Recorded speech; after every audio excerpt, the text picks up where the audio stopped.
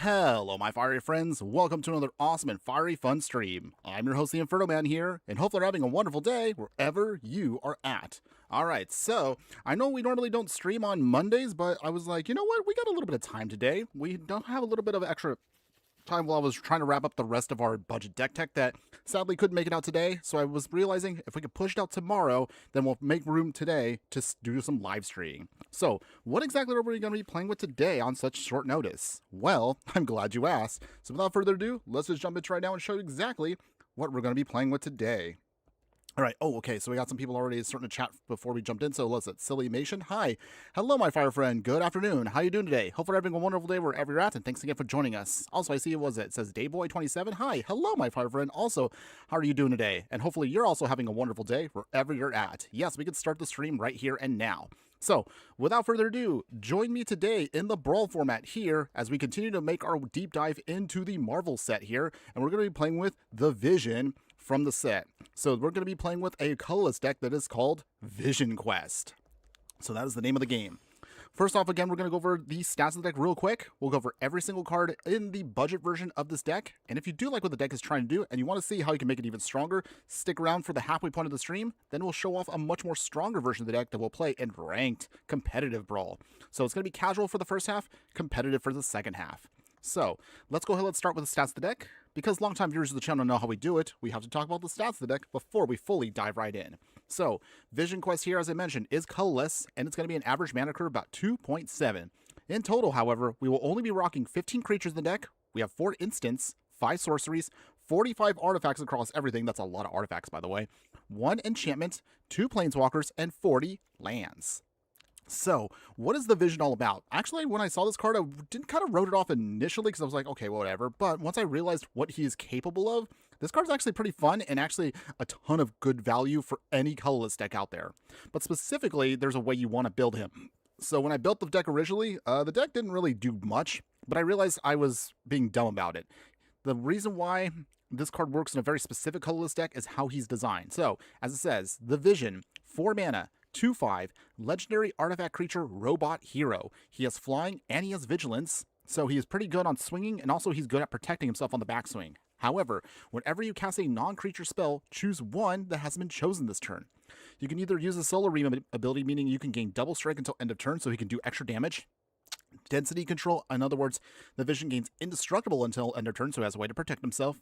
Or Technopathy, where you can just simply draw a card. So, in other words, you don't really want to build a heavy creature deck around him. You just want to equip him with a bunch of artifacts or just cast a bunch of stuff that'll help you ramp faster and faster. And that's mostly what you want to do with the deck. So the name of the game is just playing a bunch of non-creature spells to get more value out of the Vision, as he'll draw you a ton of cards. He'll make himself protected with indestructible. Double strike once you start stacking him up with extra pump. And then you can then swing hopefully with him to get some extra damage and win your game. But even if that doesn't work out, we do have a couple other options for you that we can make this deck work. So, starting, of course, in the 0 and 1 drop slot, we'll have Bonesaw here. So, free spell for us, and it only has to equip for 1. Gives the equipped creature +1/+0. So, again, putting these kinds of equipment is what we want on the Vision here to get that value. We have Ominous Parcel here. This is another artifact that you can help you sacrifice them, dig out some basic lands to help you ramp out. Or if you need to, sacrifice to deal 4 damage to a creature. Bear Trap also will be utilized here as another one of our pseudo spot removal cards. It has Flash, but also it can sacrifice it to deal 3 damage to a target creature. Flash on some of these is going to be very key for the Vision because while we want to make sure he's protected with his indestructible ability, that also means that many of our artifacts are also going to be too slow to protect him against certain spot removal. So certain cards like Bear Trap here with Flash can be very nicely done to help us make sure we can keep the Vision on the field. Bone Splitter here is another one of our cheap artifacts here. 1 mana, giving a creature +2/+0 pump and equip for 1. Candy Trail here allows us to have it enter Scry 2. You can sacrifice it later on to gain some life and draw another card. Ghost Fireblade is great for the Vision here. Although its equip costs us 3, it actually is only going to be equip 1 because you're going to add this to a colorless creature and it gives it +2/+2. Goblin Firebomb also has Flash here. You can sacrifice it later on to destroy a permanent. Null Elemental Blast here allows you to counter a multicolored spell or destroy a multicolored permanent, so great for us at any point in the game. Nutrient Block here allows you to sacrifice this to either gain 3 life, it's indestructible food, and when it does leave the field, draw a card. Retrofit Foundry kind of gives you another way to kind of help build out your plan. So as I mentioned earlier, we're not a very creature-heavy build. However, Retrofit Foundry can help you generate some servos, you can get thopters, you can get constructs. So this is actually a good way to help just build out some extra creatures to help protect your plan as you go off. Wayfarer's Bauble here, a classic for any kind of colorless deck. Put it into your deck, sacrifice it later on to get out a basic land, put it onto the field tapped. To help us again with more ramping, we'll throw in other cards that are going to help us out here. So we have a sorcery here. This lesson is Aang's Journey from Avatar, allowing you to dig out a basic land and put it into your hand. We honestly don't care about the kicker thing, but again, gaining 2 life is pretty good. The same thing also applies to environmental sciences here. Same thing, dig out a basic land, put it into your hand, gain 2 life.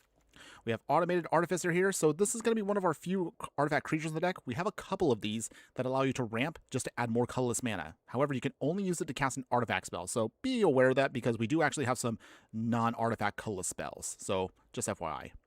Batterbone here is another one of our equipment here, but it also has living weapon, so it adds a Phyrexian germ and it attaches itself to it to give it a +1/+1 pump and vigilance and lifelink. So good way to help protect our plan and just make sure we can gain life. We have energy bending here. Lands you control gain all basic land types until end of turn. Not really too relevant for the deck, but it is a colorless spell and it allows us to draw another card, so that's why it's in the deck. Golden Egg here, and we have a couple of cards like this where they enter and then you can draw cards off of them. So Golden Egg does this. We have Instant Ramen. We have Lembas that does this. Basically, they're all kind of like food cards. They enter, they draw cards, and you can sacrifice them to either gain life just like any other food, or sometimes some of them can do other things, such as Golden Egg here.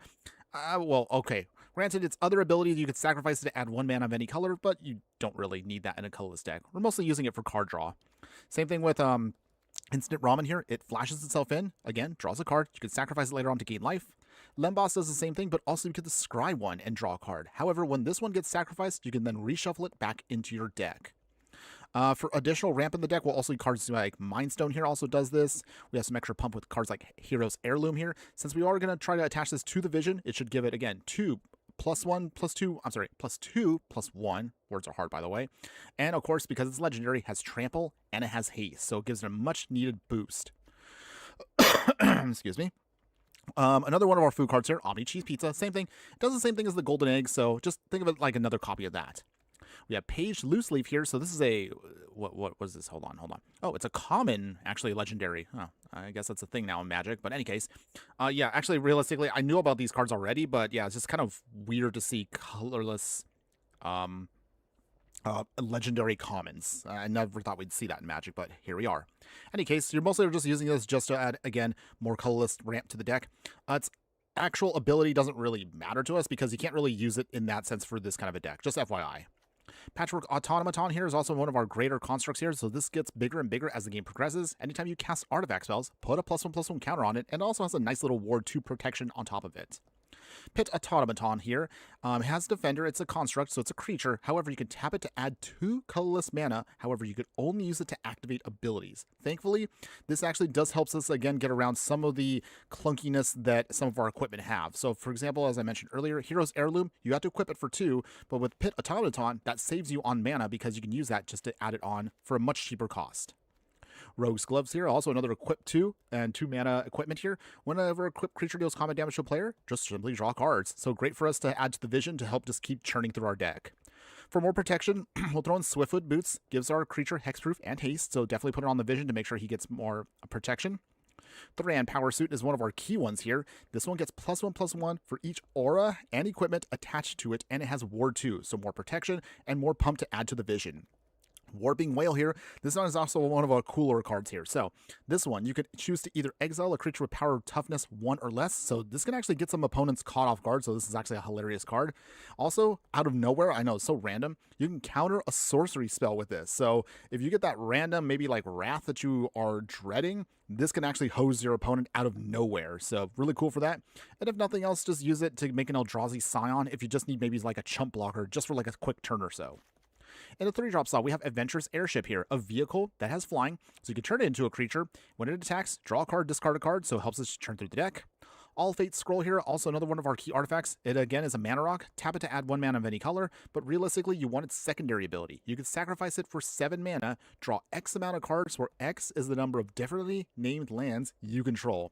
We may be a colorless deck, but we have a ton of utility lands, so this can be a really good card for us at the late part of the game when we need to refuel. Bender's Water Skin here. This one, again, another mana rock, but however, this untaps during each other player's untap step. So again, we'll always have at least some mana open for your deck. Changeling Wayfinder here, a shapeshifter. It's actually not even an artifact creature, but it is a changeling that allows us to dig out a basic land. So again, more ramp for the deck. Darksteel Plate makes sure that it gives one of our creatures indestructible. Although the vision can already get it until end of turn, sometimes we just want to make sure we have that indefinitely on our creature, so that's why it's in the deck. Dauntless Scrapbot here. When this robot enters, you exile each opponent's graveyard and then create a lander token. The lander token can be sacrificed to dig out another basic land, so good for us again for graveyard hate. Expanded Anatomy, here's a sorcery lesson to putting 2+1/+1 counters on a creature, giving it vigilance also until end of turn. Mostly again, we're just using it to pump up the vision to make sure he gets stronger. Foundry Inspector is great for our deck with our artifact spells because this will mean they'll cost 1 less to cast when this is on the field.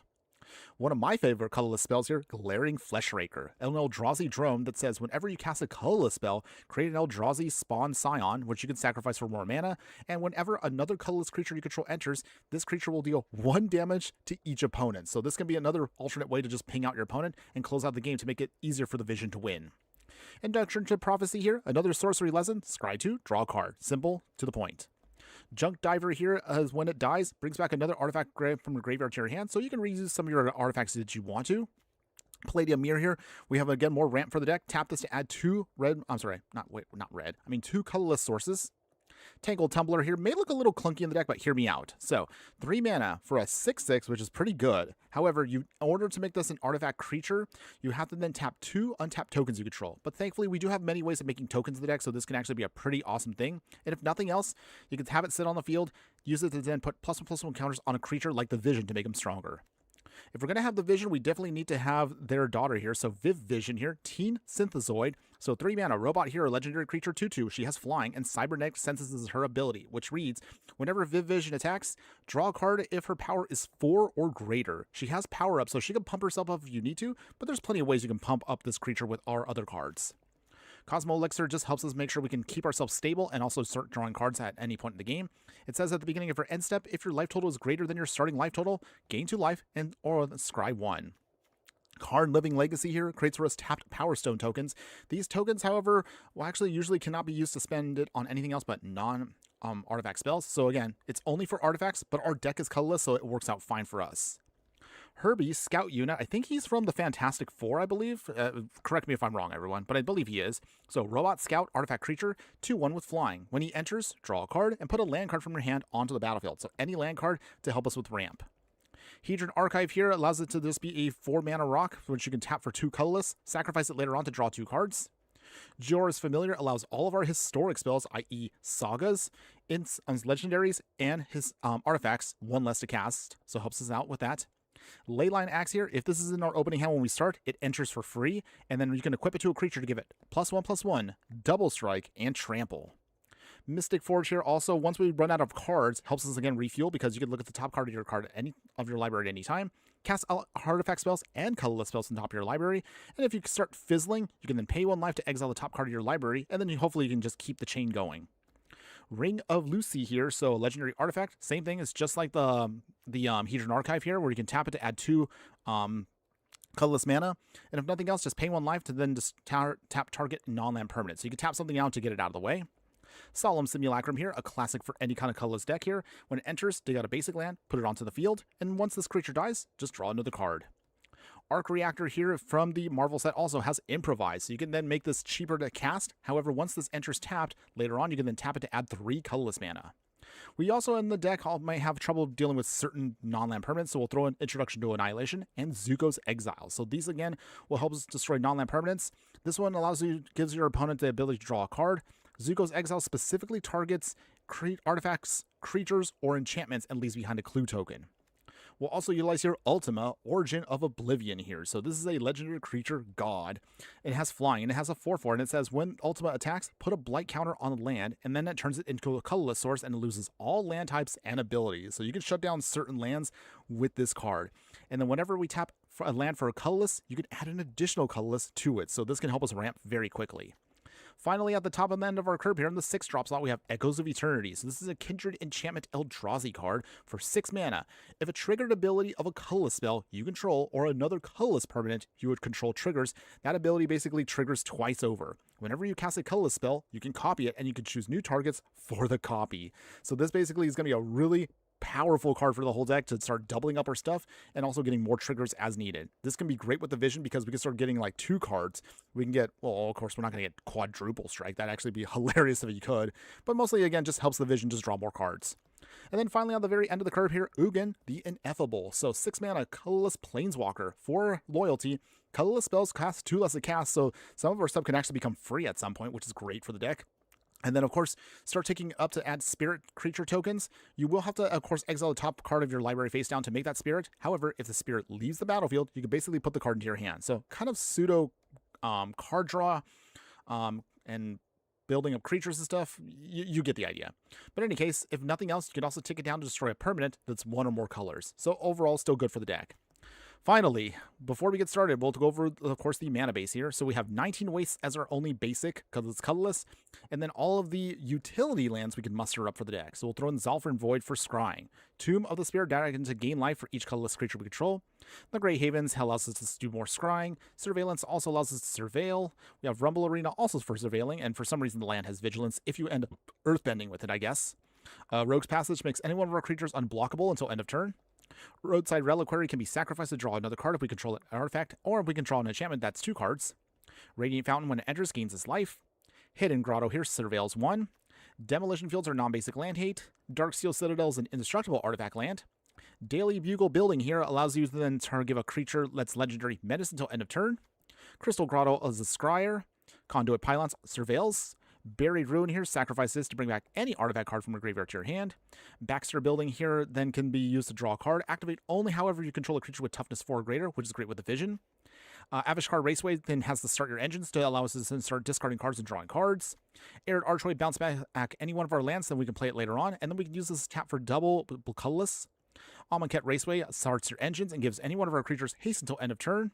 Adventures In gains its life, and finally Access Tunnel to then give a creature with power 3 or later that cannot be blocked until end of turn. And that is the Vision Quest for the Brawl format. So let's go ahead, let's take this finally into the Brawl format. Let's play some games, and we'll play unranked again for the first half here, and let's see how well the Vision can do.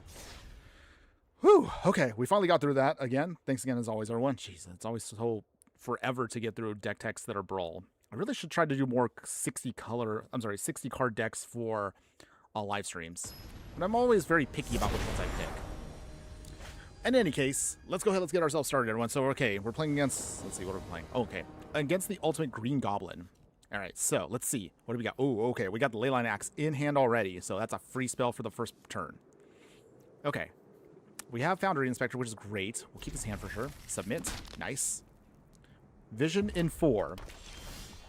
Tangle Tumbler. Okay, that's cute. We'll put down the Nutrient Block for now, just in case we need to stabilize. But ideally, you want your cheaper stuff to stay, so once the Vision can come out, you can start gaining value off of it. Romantic Rendezvous. Okay, that's cute.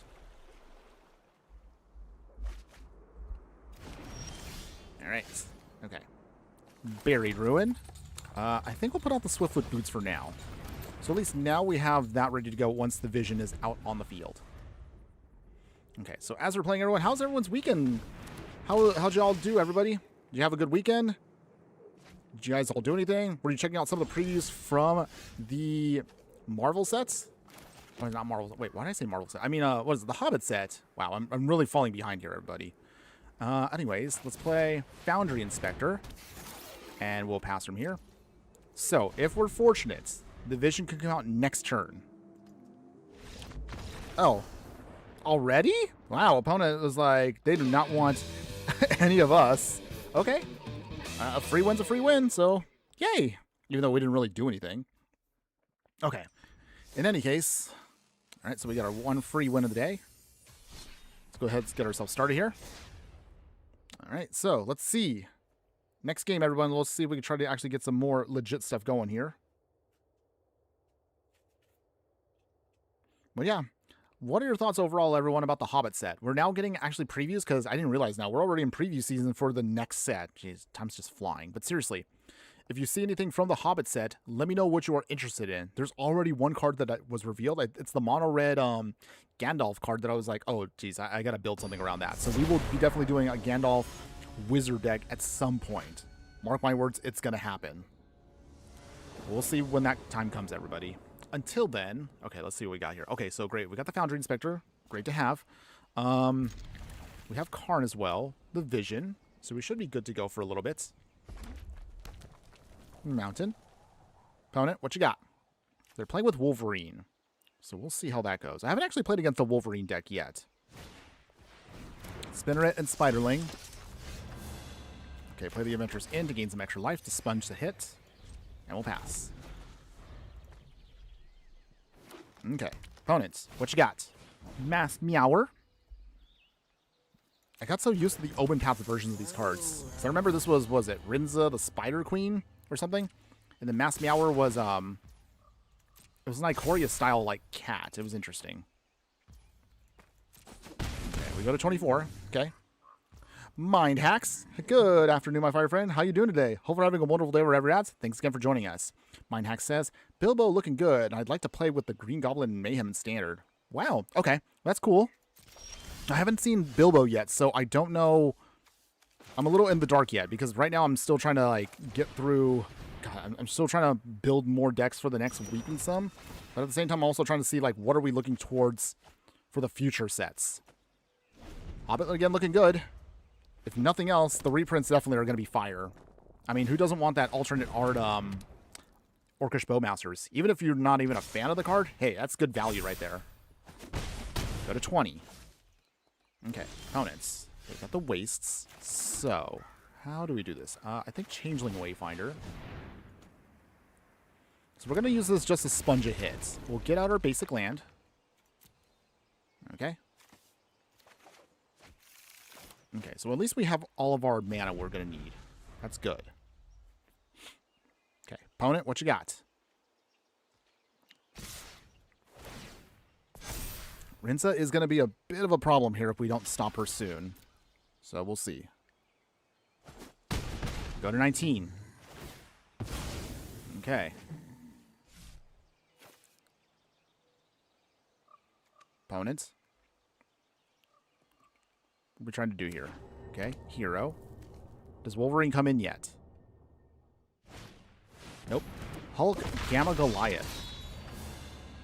Ugh. Okay, we got Ultima, so that is not bad now, but... Jeez, okay. Trying to find a way around this. I don't know if we'll be able to make it. Foundry Inspector. That cheapens our stuff here, but that doesn't help us yet. I don't know. We'll see if we can try, everyone. It's not looking too good right now. Mind Hacks. Not sure if you saw the 2027 lineup for the in-universe, but I thought they all looked good. I did. And I can say right now, I am actually looking forward to what we're getting. So it looks like it should be fun. Okay, we'll put that in the bear trap. Okay, so...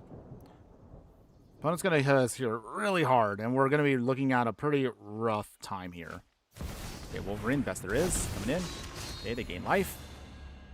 So, if you don't mind asking, Mind Hacks, what of the 3 in-universe sets are you looking forward to the most? Is it going to be the... underwater sets? Looking forward to Zalfir? Or are you looking forward to the Kaiju combination of Ikoria and Kamigawa? What y'all think? And that goes for everybody out there. What do y'all think about what you've seen over the weekend? Have you seen the sets? I think, honestly, next year looks much better than even this year. Don't get me wrong. I didn't enjoy Lorwyn, but my only downside to Lorwyn was we couldn't stay there long enough. That was my only unfortunate part about that one. Okay, we got the Vision. Okay. So, let's see. We will... Yeah. We're not looking too good here, everyone. So, even if I do draw a card here... They have enough on board, we're probably going to lose here. So we'll just do our last final move here, and that's it. It's all good, though, everybody. We tried. Salabor, Hello, my fire friend. Good afternoon. How you doing today? Hopefully having a wonderful day wherever at. Thanks again for joining us. Hi. The Queen of Dale from The Hobbit looks amazing for token EDH. I just saw her like a little bit before I got up this morning. That card also looks pretty awesome. Actually, the King and Queen of Dale, I think we could definitely make a budget deck around that that's going to be absolutely bonkers to put together. So I look forward to doing that as well. But what I don't look forward to is... Dang it. Okay, so... Alright. Well, I'll just block Wolverine. Not for any real value. We're dead no matter what we try. Even if I block, like, Spinnerets, that's enough damage where we're cooked. Alright. Ouch. Okay, well, our first legit loss of the day, everybody. But that's okay. We've only just gotten started, so you know what? It's all good. It's all good. Teddy Bear, good afternoon, my fire friend. How you doing today? Hopefully you're having a wonderful day wherever you're at. Thanks again for joining us. Competitive Brawl can really anger you, because what do you mean you see my opponent playing 2 Praetors and using the Discover artifact to bring out Emrakul? Oh, yeah. I've been seeing a lot of cheaty stuff, of course, with Competitive Brawl. But again, it is literally the Wild West out there. Some people try to treat it like it's CDH, and it's just like, ugh, just gets me tilted. But we're going to give it a shot again with our deck once we upgrade this one in a little bit. So we'll give it to see if we can actually get some wins.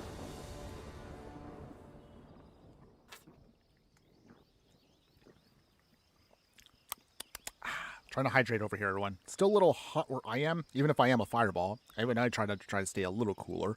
In any case, Mind Hacks. I think Noctis will have some creative takes on Merfolk, but I feel like Titan Breach is going to have some crazy cards. Zalfir, not sure, but it looks like they're putting work into it.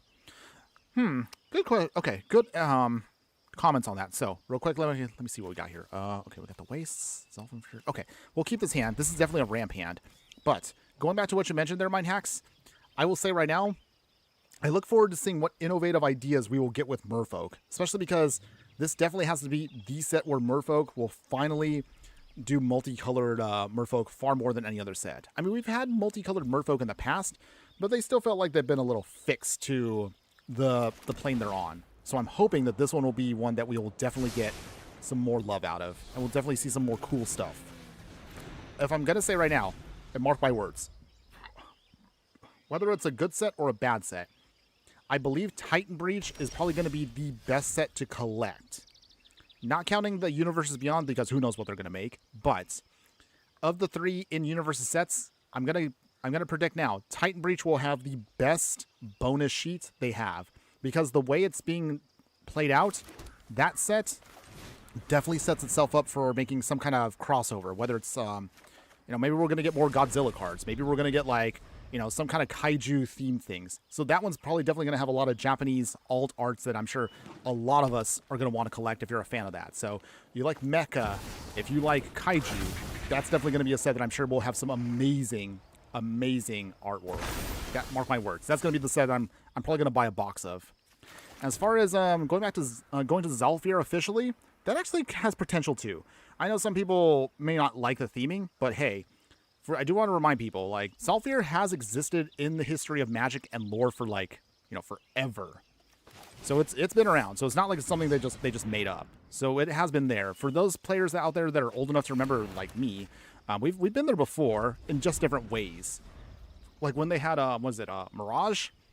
And, sorry, I'm trying to remember the other sets there. But yeah, we've been to Zalfir before, but this is like our full set that we've gone really all in to see what's happening post Phyrexia. So we'll see how it looks. I do see hopefully that we'll get Teferi back in probably a new form, even if I'm probably going to like him for like 5 minutes and then hate him later on. But I think that'll be something cool that we'll definitely look forward to. So I have high hopes for next year's sets versus this year. Don't get me wrong, I did enjoy us going back to Arcavios / Strixhaven, but I feel like we were still missing some parts that, it made it felt like it was okay. I think for me personally, I just wish we got more learn cards, because I think that was the thing that would have helped out the lesson cards better. But again, that's just me. Having said that, I look forward to Reality Fracture in the fall. Reality Fracture is going to be also hot stuff. That I think is going to be an amazing set. Okay, Batterbone. All right, so let's play the Vision now. See if we can get him out. I'm guessing also with Noctis, we'll definitely get all of the other creature types finally getting support. So my prediction with that set is also it's going to be a creature-focused set. We'll probably have merfolk and octopus, and then we have, what's it, sharks? All that stuff is probably going to be there. We'll probably have also some hybrid ones. So you'll have, like, octopus merfolk. You'll have, like, shark merfolk. I mean, the way to make it sound, I don't know if anybody here watches, like, One Piece. I mean, One Piece has, like, merfolk themselves in different ways. I think that was it. It's fishmen basically in that universe of One Piece, but in that kind of gives you an idea of what I'm thinking the set will be like. You know, just a bunch of like a mishmash of stuff. At least that's how I see it.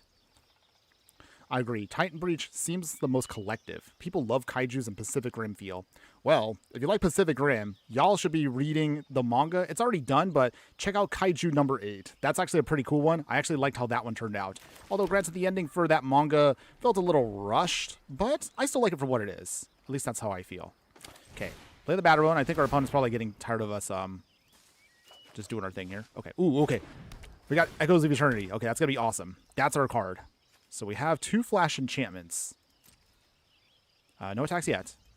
So, here's how we do this. If our opponent tries to get cheeky with firebending, we do have the vision to block. But we also have the bauble too. We'll see what we can do here. We have 2 flash artifacts, so this can protect us for what we need to. Sure, we'll get a crazy Teferi card. Yeah, we're going to probably get some kind of busted Teferi all over again. That's going to be hilarious when it happens. Teddy Bear, when is Reality Fracture arriving? I think Reality Fracture is October. It has to be beginning of October, at least from what I remember. Because, what is it? We're doing Hobbit previews now. Hobbit comes out mid-August, so I'm guessing early October, like the first week of October is when we'll get Reality Fracture. I'm so looking forward to that set. That's going to be, I think, the set I want to definitely collect this year. Okay, opponent. Bender's Waterskin. Okay. Opponent is definitely all in on the Avatar theme. That's kind of cute, by the way. We did do our version of the Avatar a little while ago. Okay, so opponents. Block here. Oh.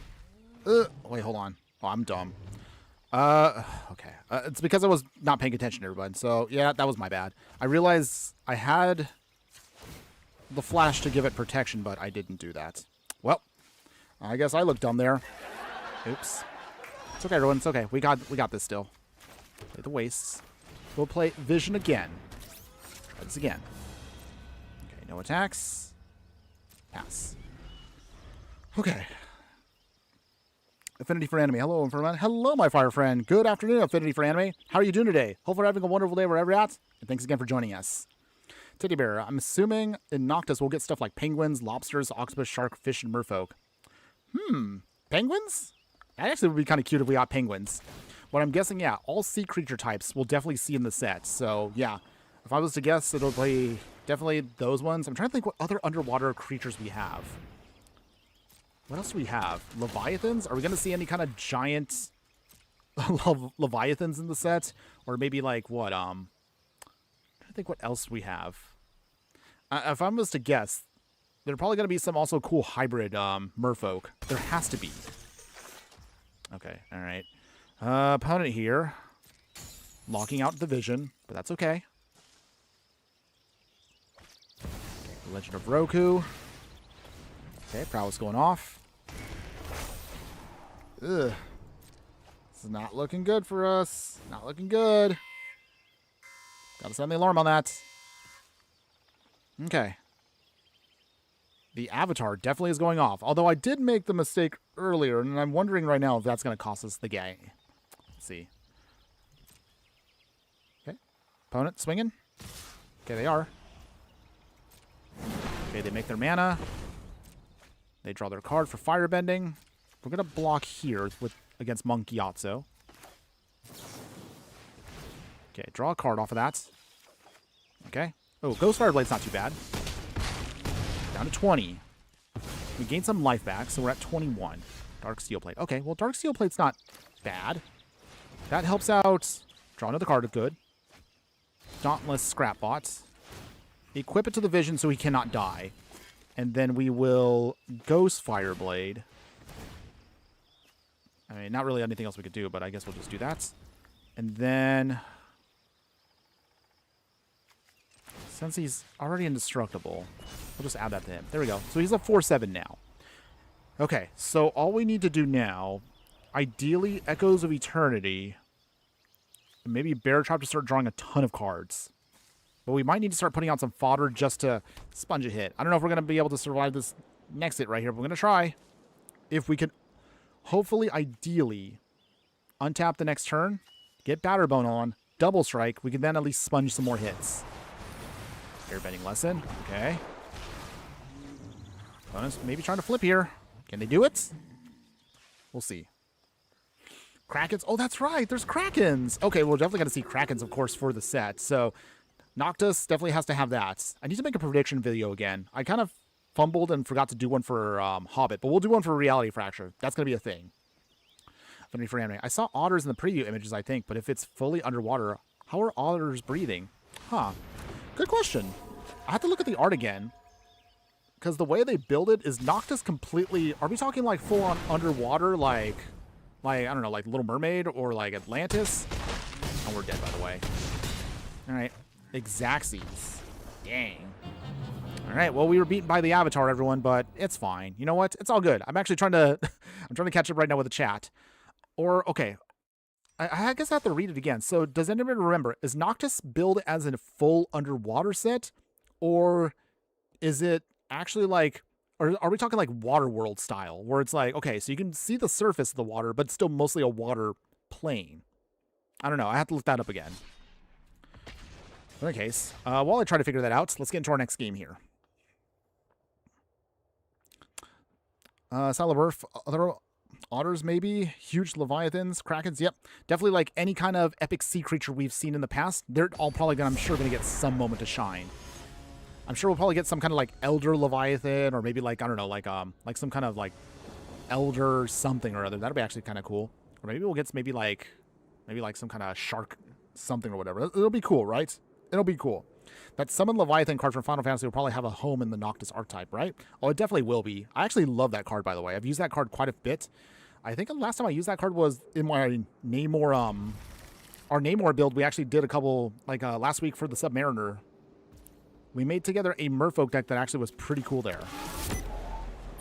So, looking forward to it. It's definitely going to be a good year. It'll be a good year for all of us that do want to try something fresh and new. But of course, everyone's going to have to ask that question.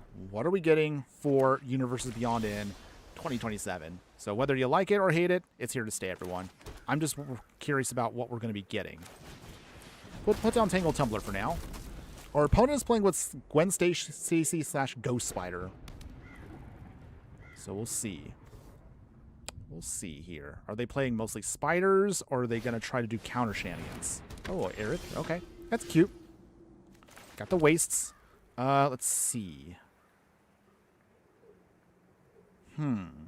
How do I want to do this? I think I'll put down the... Well, let's see. Hold on. We'll put down Viv Vision first. Okay. We have a Null Elemental Blast, and I'm about to see if I can ruin my opponent's day. If they try to do shenanigans with this, well, this will be hilarious. We'll see. It's a fully underwater plane, you say? Okay. Well, that's good to know. Huh. I wonder what that's going to mean in the future. Okay, Gwen Stacy. Okay. She does her Gwen Stacy thing. Okay, Terran's Soul Cleaver coming down. No attacks from our opponent, of course. Okay, so we're here for the Vision. So let's play the Vision now. We swing with Viv Vision. Getting that first hit. We now are at second gear. Okay, Affinity for Anima. I thought I heard that it's a completely underwater. There's not even any flying creatures. There's going to be a new evasion ability, apparently. That is true. Since it's all underwater, there has to be something else. I'm trying to think right now, what would they do to make it work? I guess we'll find out. Okay, so it flips into Ghost Spider. So, Null Elemental Blast actually will hit this pretty hard once we can get it. Let's see, hold on. Whenever you play a land from exile or cast a spell from exile, put a +1/+1 counter on the Ghost Spider. Okay. So, alright. We'll play Rogue's Gloves. Draw a card. Nice. Ominous Parcel. That'll be nice for later on, too. So, let's see. I think we're just going to have to wait it out a bit here. we have 2 options for us to get us some value here. So this will be actually fun. If our opponent tries to do anything with shenanigans, we have a pseudo counterspell here, and we also have a way to protect ourselves with Ominous Parcel. All depends on what our opponent does here. Come on, opponent, tap out. Tap out. Tesserit's Gambit. Okay. Well, thankfully they can't proliferate anything, so that we skirt that for now. So yeah, so there's no flying creatures in this set. I'm trying to think, what are we going to get? Are we going to get like an old archetype back like Skulk? Or are we going to see something that's like, I don't know, some kind of like swimming whatever for the set? All right, let's destroy now Ghost Spider. I'm sorry, opponent. Too bad. All right, Ghost Spider down. Nice. Colorless, I swear, is either full jank or it is absolutely broken. There's like really no in between when it comes to colorless decks. All right, for now, Aang's Journey. All right, draw another card. Omni Cheese Pizza, that's cute. Let's get out a waste. Put it on the field, gain some life back. And then we will play our Omni Cheese Pizza.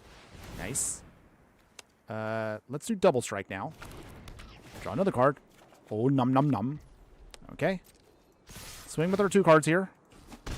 19. All right. 3rd gear. Down to 15. Okay. Not the flashiest way we're doing it, but we are making progress now, which is good. Mind Hacks. I feel like something Bethesda is coming. Like Elder Scrolls for something. Not sure if 2027. Ooh. You're right, though. I forget that we have seen already those Fallout Commander decks. So I'm sure there has to be something down the pipeline with Bethesda. Especially because they're actually looking to redo... what is it? Aren't they redoing the Fallout games? I heard that's actually a thing coming up. So we'll see. That might mean something in the future. So take that how you will, everyone. Okay, we're going to put down Ugin. So definitely going to get him in. We will tick down. I'm sorry, opponent. Ghost Spider goes bye-bye again. And there you go, everyone. Our opponent has had enough. All right, all right. Yeah. Our Vision Quest has now successfully got a first legit win today. The first one was like a free win, but that was our first real win today, everyone. Nice. Nice, nice, nice. So yeah, if I was to guess... Okay. So now that you put it out there, Mind Hacks, I'm just going to say it right now. I'm calling that one of the Universes Beyond sets has to be Fallout. I mean, we've already done a Secret Lair. We've done already Commander decks. And they have enough games in their series where you probably could do a full... Fallout like set. So I'm guessing that now. That'll be my first prediction for a Universes Beyond set down the line. It's going to be Fallout. Somebody remind me that I need to put that out as a post. I need to make my predictions. I also predicted years ago what we were going to get with the Marvel sets. I need to pull up also that post as well. I screen capped it a while ago just in case I ever forget. But yeah, that should be a safe bet. We definitely should be getting a Fallout set of some kind, especially because also, what is it? By that point, there should be Season 3 of the TV series on Amazon Prime. I mean, the cards have been a success. Not going to lie. I actually do own one of the Commander decks. It was the Science one because I love energy. And also, I do have the Secret Lair drop that's based around the TV series. They are cool cards. I do like the Ghoul. He's actually a pretty cool commander. He's actually pretty fun. But anyways, rambling aside, let's get back to the game real quick, and I'll go over the chat in a moment, guys. Let's see. Archway. Okay. Okay, we can keep this hand. If nothing else, the deck does a pretty good job of keeping itself consistent with ramping. Turn Soul Cleaver again.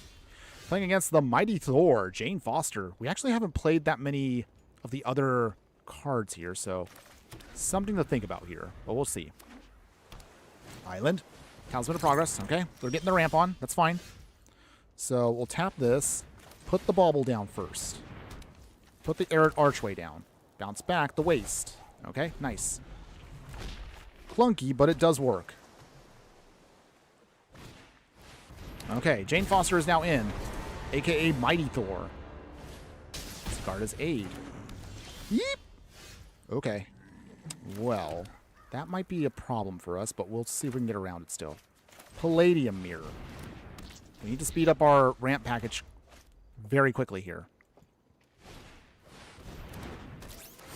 Okay. Teddy Bear, I imagine for red lands of Noctis being underwater volcanoes or hypothermal vents.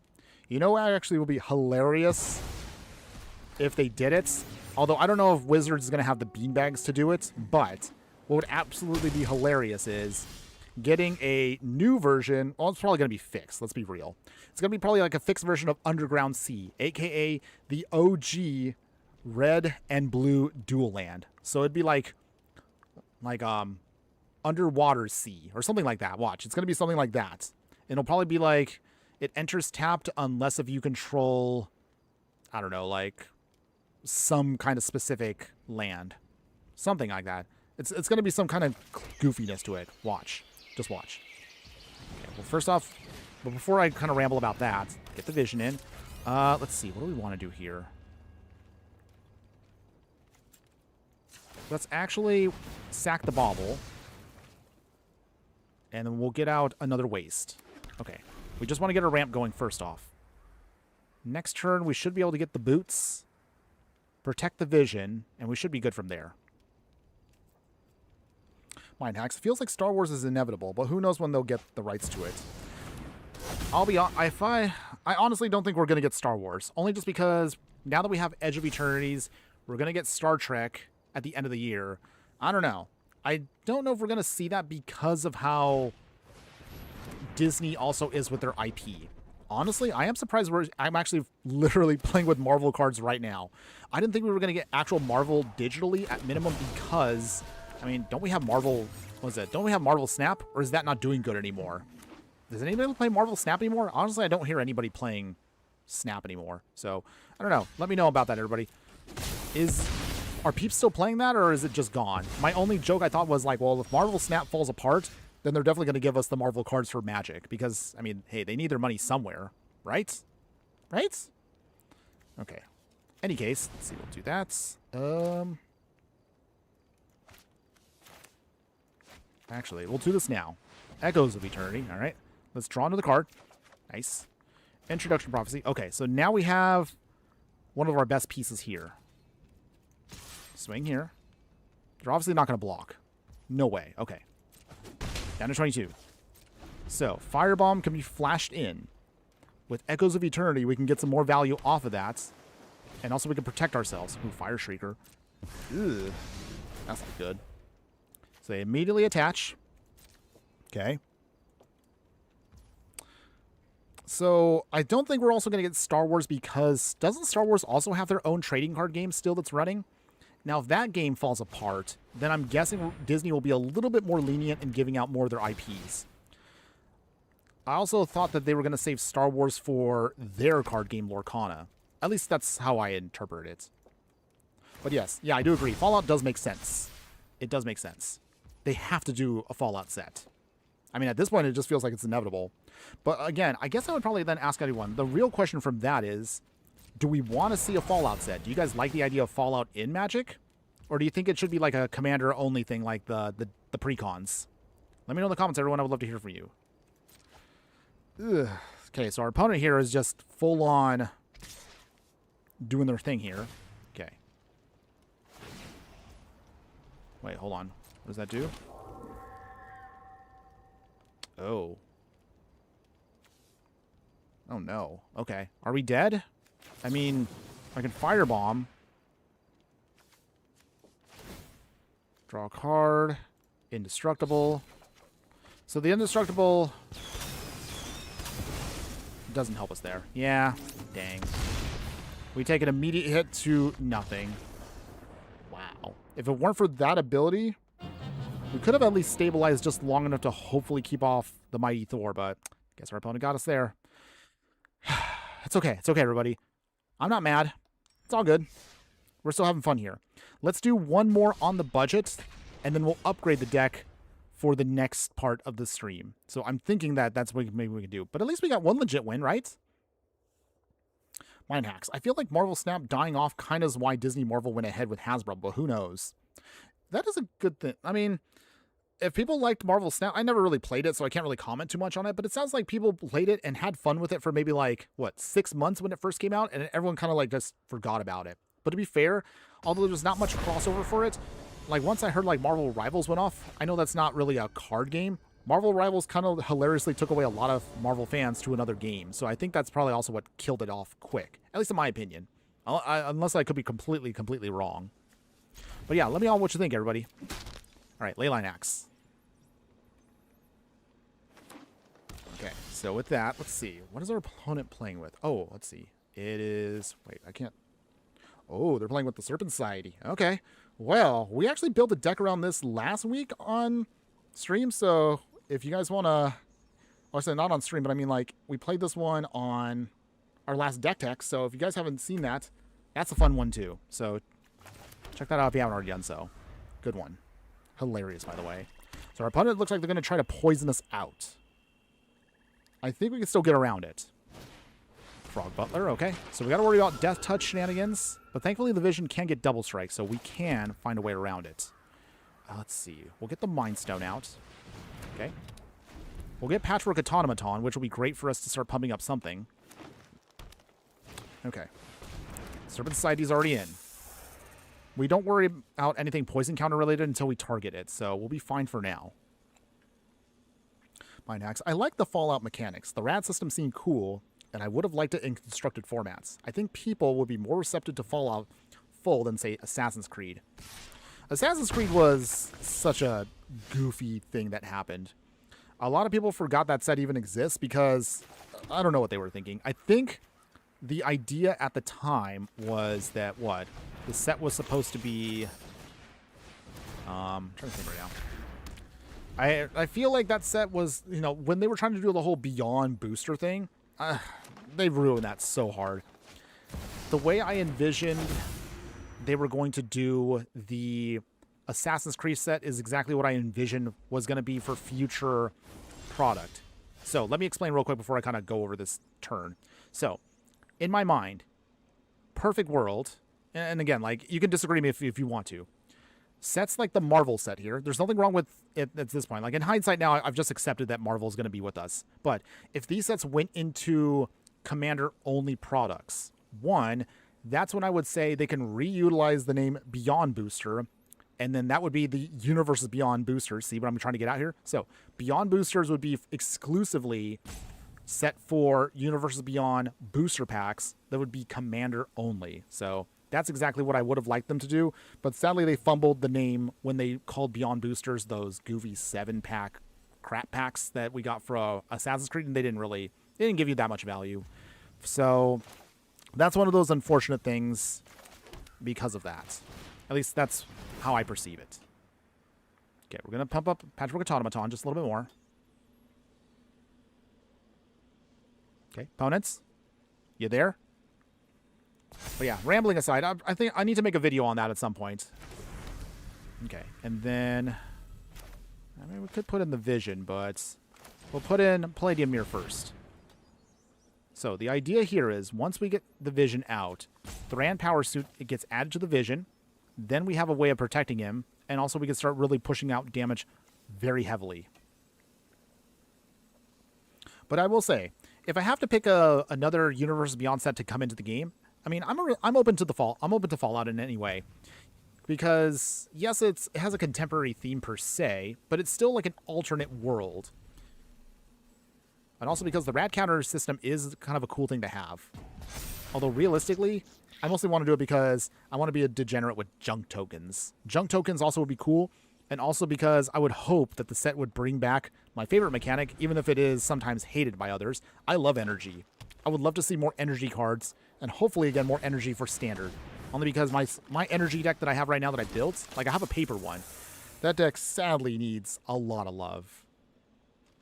Because some of the cards that I have in there are either too bad, or some of them were banned, unfortunately. Any case, let's see, what do we want here? We have, okay, play Vision. Okay. Get a counter on that. Okay. And then we will equip to here Thran Power Suit. So he has protection. No swings just yet. If we can get rid of that Butler, then we can finally do something. So we're going to wait it out a bit. Our opponent is going to start going really wide with Helm of the Host. We got to use that Zuko's Exile ASAP. Maybe I should have done a turn earlier. I don't know. In any case, let's see. Well, once the Vision gets Double Strike, we should be fine. Right? Teddy bear. Maybe a Noctis will also get more horse serpents. Oh, like seahorses? That actually would be kind of fun. Okay, opponent swinging. All right. It's fine. Okay, so block here. Opponents, what do you got? We take out one token. We're at 23, so we have time. Oh, jeez, I forgot. I forgot that. Oh, dang it. I forgot about that ability. All right. Well, once again, I fumbled here, everyone. Okay. Wow, I'm not paying attention at all. Okay, gotta waste, so do it this way. Foundry Inspector. So that cheapens the cost of the vision just a little bit.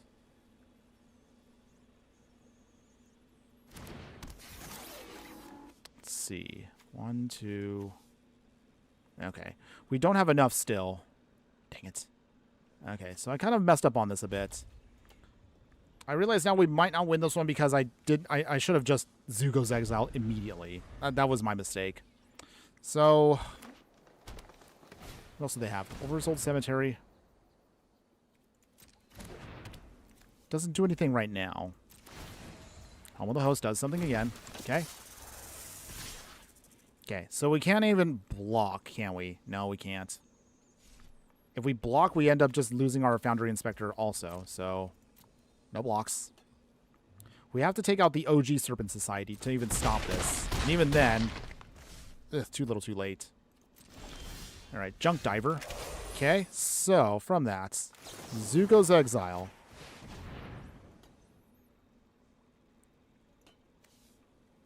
Okay, opponents, do you have an answer?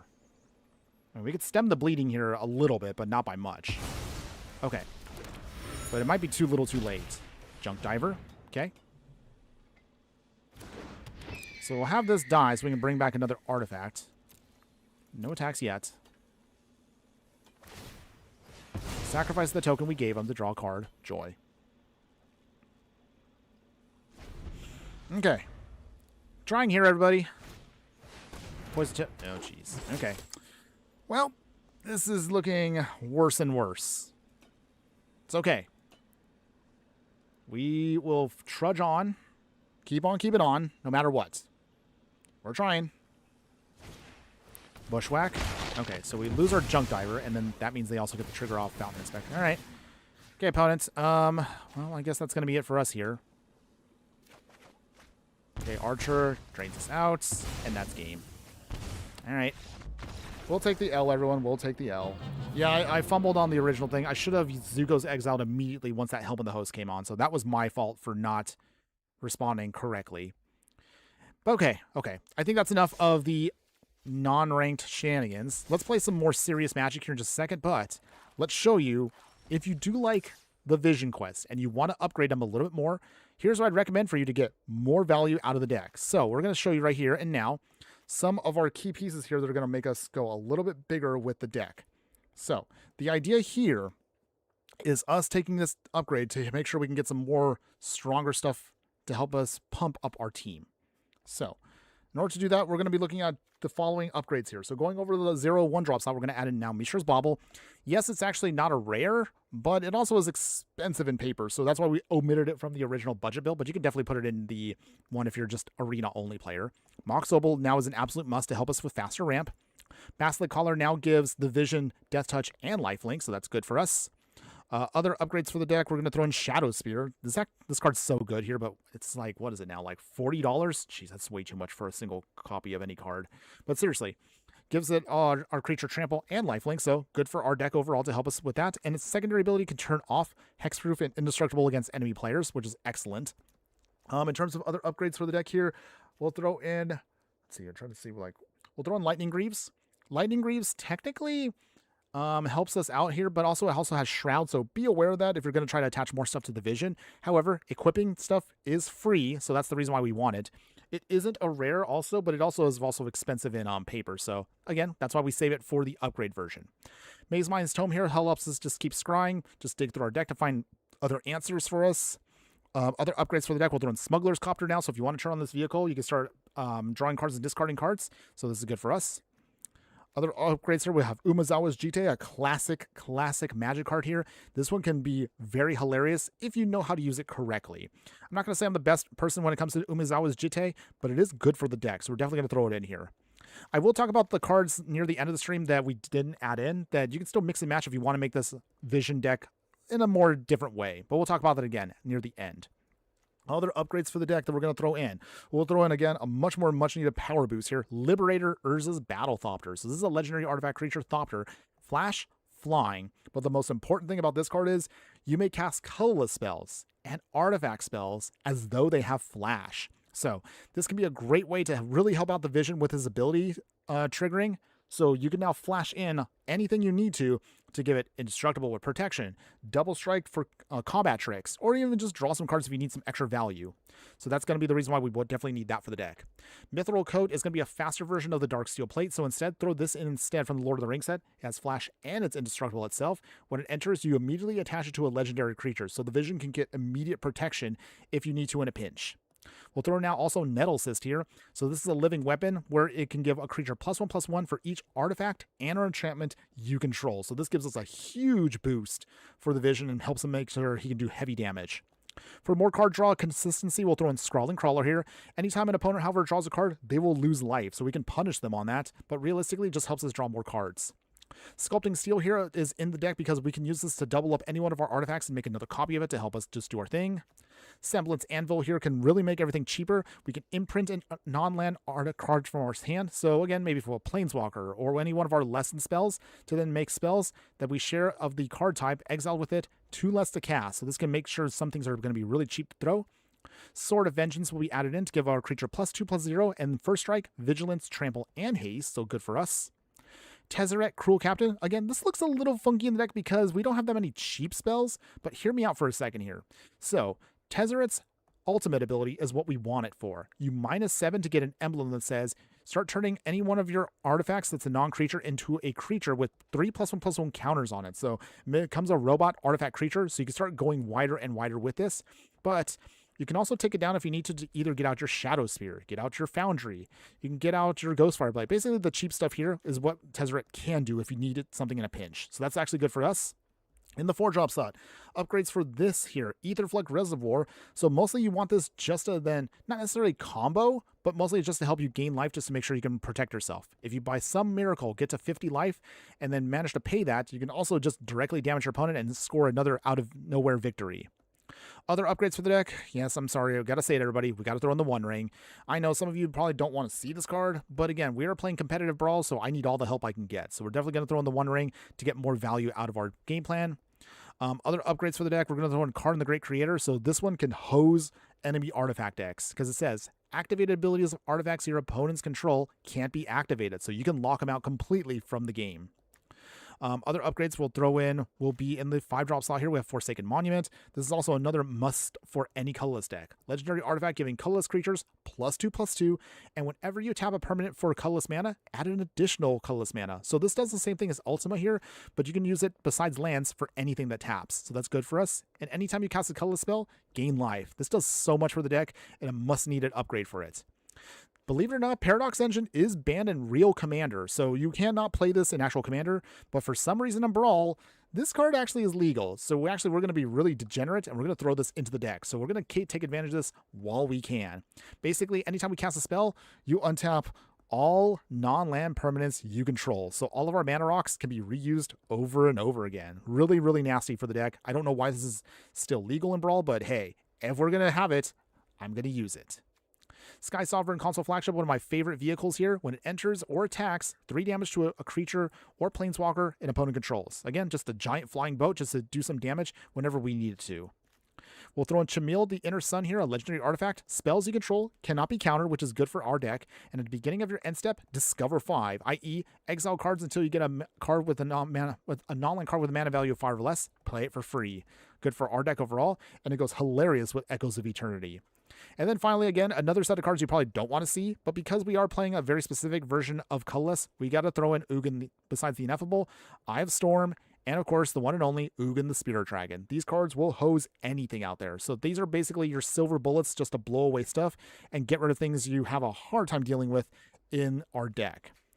Otherwise, the final upgrades will be in the mana base, so it's going to be every kind of utility land you can muster up in Colorless. So, besides all of our stuff here, we're going to throw an Ancient Tomb here for better ramping. We'll throw in for other better ramping here, Blast Zone, so it can be another Wrath for us for the deck as you put charge counters on it. We'll throw in Castle Doom here. You can sacrifice cheaper artifacts to make Doom bots to start making some 3/3 robot villains. Caverner's Souls just to make sure we can just name robot or hero to make sure that the vision can be countered, which is good for us. Other upgrades for the deck, Field of the Dead. I know, again, some people might get tilted at this card, but it is technically colorless, so we're going to use it to just make some zombies and just create for us some more value for the deck. Fountain Port goes very well with Field of the Dead to generate some more value from card draw off of those tokens and use it for however we need. Speaking of more tokens, we have the Mirex as well. This enters, and we can start making Phyrexian Mites, which also have Toxic. Petrified Hamlet here is used to then turn off a certain land that we name and just make it generate only colorless mana so we can hose out any one of our opponent's lands. We have Muraganda Raceway here. Once we get to max speed, we can then tap this for double colorless, which is good for the deck.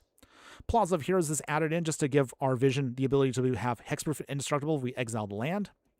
And then, let's see, I'm trying to think what else we have here finally. I think that's actually it for our other piece. Oh yeah, finally, Scavenger Grounds. So use this to exile all graveyards. You can use this multiple times with some of your other cards. What is that? Hold on. With Arid Archway, because it is a desert if you need to in a pinch. But otherwise, those are the full upgrades for Vision if you want to go all out with the deck in competitive Brawl, which we're going to do right here, right now. All right, so we're going to go on an upgraded Vision Quest. All right, let's do this. We're doing it.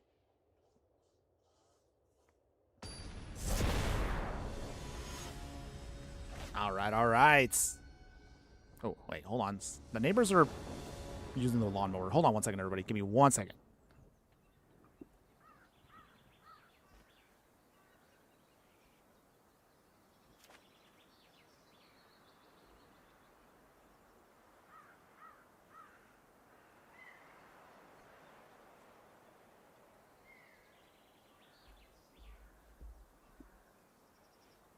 Okay, where am I at here?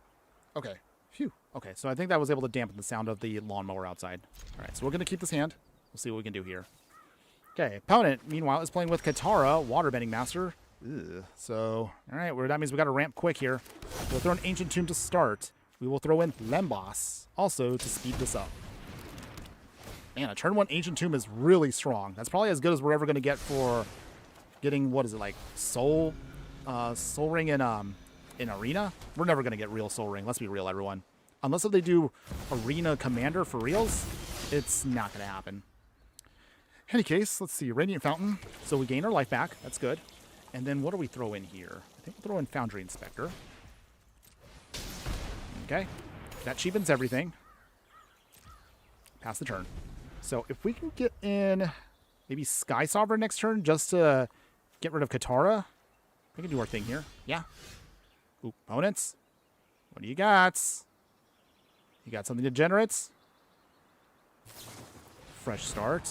Okay. They get a counter. Ooh, okay. So let's see here. I guess we'll do this. Hold on. No.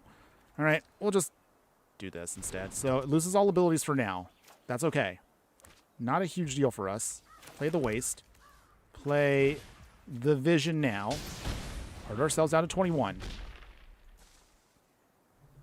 Unless if our opponent has some kind of degenerate mono blue shenanigans. Do they have Force of Will? Force of Negation? Come on, opponents. Subtlety. Okay. Wow, they threw away 2 cards for that one. Alright, so that means they bounce back things. Put it back on top of our library there. Actually, wait, no, I put it in the command zone. Wait, what did I... Oh, jeez. Why did I do that? Ah! Okay, it's fine. It's fine. It's fine. Not going to get mad. That was my fault. Okay, they're doing more shenanigans with their card draw. But they're not really getting any lands. Opponents? Dive down. Okay. Well, we're just going to block here. So at least we can just avoid the damage for now. Got another waste. That's fine. Okay, so from here, Sky Sovereign. Play our big boat. Does this take out Katara? Or are they just going to keep... Okay, they're just going to keep counterspelling. Okay, it's going to be one of these games. No attacks. Yay, mono blue.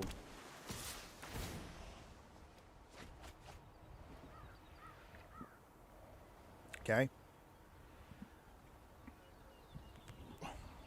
I'm not sure how I feel about Katara, honestly.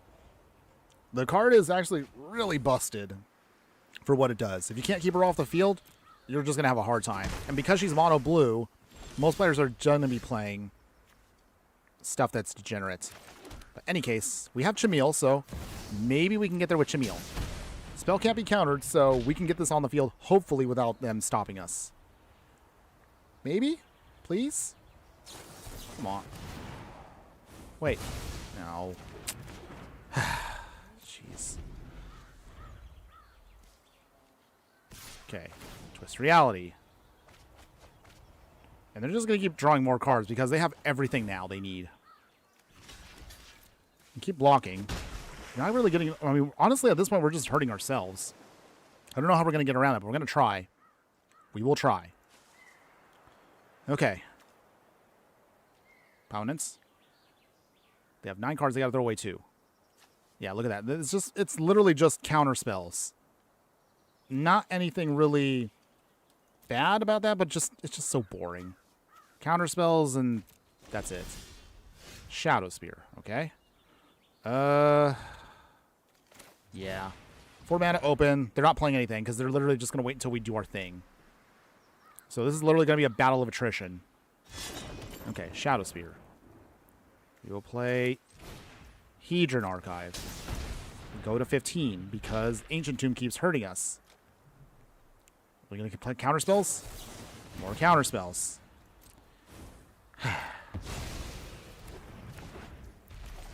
Candy Trail. Does that stick?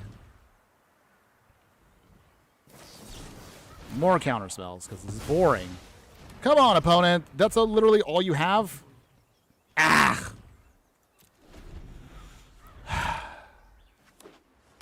Again, if there are Magic players that like to play this way, I mean, that's your prerogative, but it's just so boring. And this also doesn't make for good content because you're just... Yeah. That's all you're doing. Don't get me wrong. We have played our fair share of mono blue decks in the past where we have been that kind of player, but at least try to play something a little bit more creative than just counter spells. It's literally just all counter spells. Nothing more. And anything else that doesn't counter probably just bounces back our stuff. That's it. That is it. Okay. Anything else, opponents? Throwing away a ton of cards. Fountain Port. Okay. So... Mystic Forge. Opponents? Anything else? 3 steps ahead. Okay.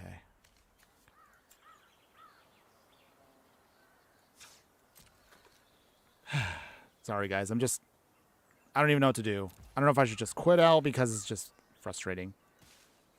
Affinity for anime. Katara Waterbending Master needs to be banned. It's almost impossible to beat unless you get a perfect opening hand or you're playing a specific type of deck. Yeah, unless you're playing a deck that has uncounterable spells, Katara just steamrolls you. I did have an idea for her for a timeless deck. Although I don't know if I want to do it anymore because it's just, ugh. Like, if you want to be that person, you can be. But so our opponent right now just, yeah. Okay. All right. Opponents. I'll give it one more turn because I'm just over it.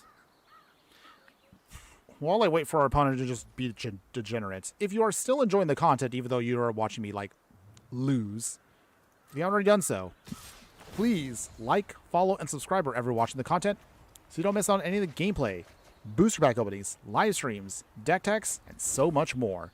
Despite what our opponents may be doing, we will still, of course, fight the good fight when we can.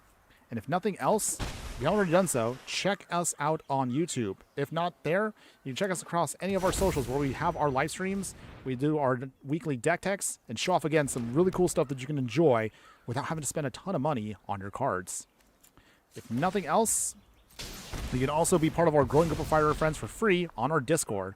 Or, if you want to be a true Fire friend and really help me out, we also have a Patreon page where we add on some really cool stuff there for viewers that get exclusive videos not usually added to the main deck. Wait, did I say deck? I meant to say channel. Why did I say deck? Words are hard. You get what I'm saying, everyone. All right, try the vision one more time. One more time. It's probably not going to matter now. Okay, you know what, opponent? I'm done. I'm just like, ah! Ugh. Absolutely disgusting. No, Cole, who has fun with that? Seriously. Who has fun with that? It's not fun at all. You get a sad face. I get a sad face. Okay. Any case. Moving on from that disgustingness. Okay. How much is that card right now? I think that Katara card is like, what, like 20 bucks? It's just ridiculous. I wouldn't mind having the card for value for trade purposes in the future, but it's just, ugh. It's not a fun card at all. It really is not. But anyway, I digress. Moving on from that, let's see what we got here. Okay, so we got the Maze Mind's Tome. Nice. Glaring Fleshraker. That could help us ramp out to Ugin. So, again, I'd be lying if I said I never played anything degenerate. We do play degenerate stuff on this channel. Maybe not at the level of like a Katara like that, but we, again, played stuff like, hey, we got Ugin here, so I'm not going to lie. I'm not going to pretend like I don't have... Let's see, what do we want to put it on? I think we'll play it on... Is it robots? Put it on robot. So at least this way, some of our robots can be uncounterable with the vision. But yeah, this alone would have helped us out a little bit with the vision. We didn't get that last game, though. It's okay. Saz's Chocobo. That's cute. Play the Mirrex. We will play... What is this? Maze Mind's Tome. We'll scry now. Okay, Semblance Anvil. That normally would be great to have if we had also another land. So, I'm going to hate myself for doing this, but we're going to have to do it now. We need lands. That's what we really, really need. But yeah, I agree. Not a fan of Katara. At least not in Brawl. I'm sure in regular Commander she's not that bad, because you have 3 other opponents that can stop her at some point. You can't counterspell everything. But 1v1 is kind of tough. It is tough. Disruptor Flute. Okay. So are they going to name the Vision? And then we can't really play him early on? Is that what opponent's going to try to do here? Yep. Okay. They'll sing a song of their people with Disruptor Flute. Okay, down to 24. Okay, Avish Car Raceway. Okay. Starter engines. So from here, Fleshraker. So if we can get hopefully a little bit more out of him. Okay, keep the pylon on top. Maybe we should be able to then hopefully rally back here. We're going to try, everyone. Not giving up on this one. This one I think we can win. Mole Man. Not to be confused with Hans Mole Man from The Simpsons. Anybody get that reference, or am I sounding really old now?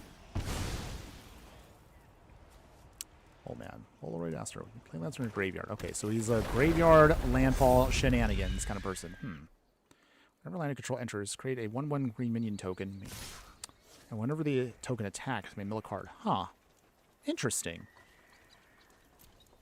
I kind of am curious to try building a deck around this, but maybe not for actual...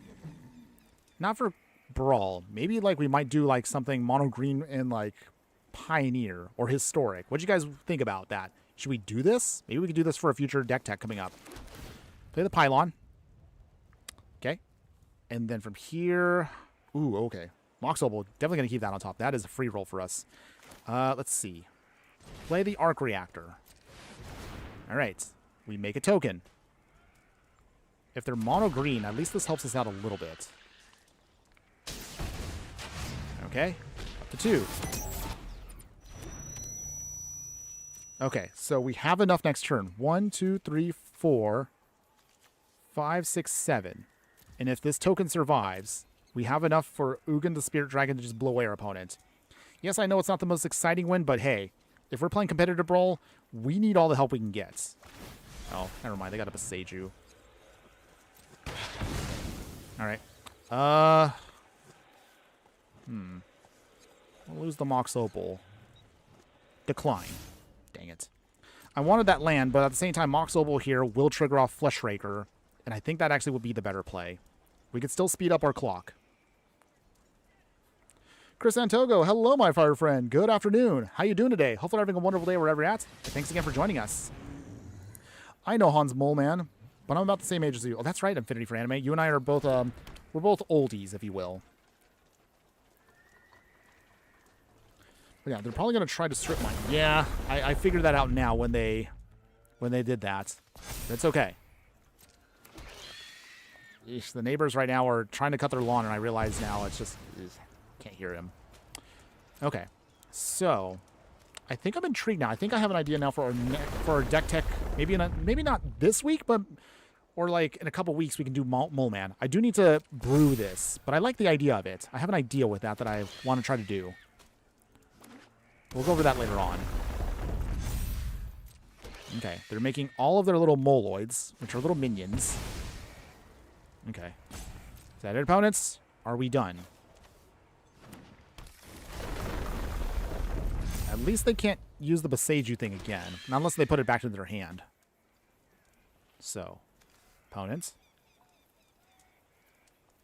If we can just survive the turn, so that is 1, 2, 3, 4, 5. That would be 6. That makes a 7. Nettle Cyst would be 8. And then we get a turn... We can hopefully stabilize. Or maybe the vision come out. I don't know. I'm trying to think right now what's the best play here. Okay, there's the strip mine. Okay. So we need to find a way around this before it's too late. Okay, they swing and swing and swing. They mill. Okay. They mill. Okay. No blocks. I realize I probably could have blocked the minion, but it's okay. It's fine, everyone. Okay, so... Got a waste on top. Make a spawn. King. That's 3. That's 2 there. Hero's Heirloom. King again. That turns that on. Nettle Cyst. Nice. Down to 12. Living Weapon. Okay. And let's see. We basically need to survive one turn. Literally one turn. Even if they strip mine me now, we have enough spawns. We should be able to blow them away with Ugin. Can we survive? That is the question here. Thank you for anime. You made the right call with the Boseiju. Boseiju says you search your library for a basic land. You don't have any of those in your deck because they're colorless. That is true. Okay, so they got rid of our... Opal. Annoying. But it did its job. Strip mine. Okay. They can play the lands, but they... Okay, and then... I'm going to strip mine me again. That's 1, 2, 3, 4, 5, 6. Strip mine main again. Cavern of Souls. Goes bye-bye. Okay. Okay, and a third time.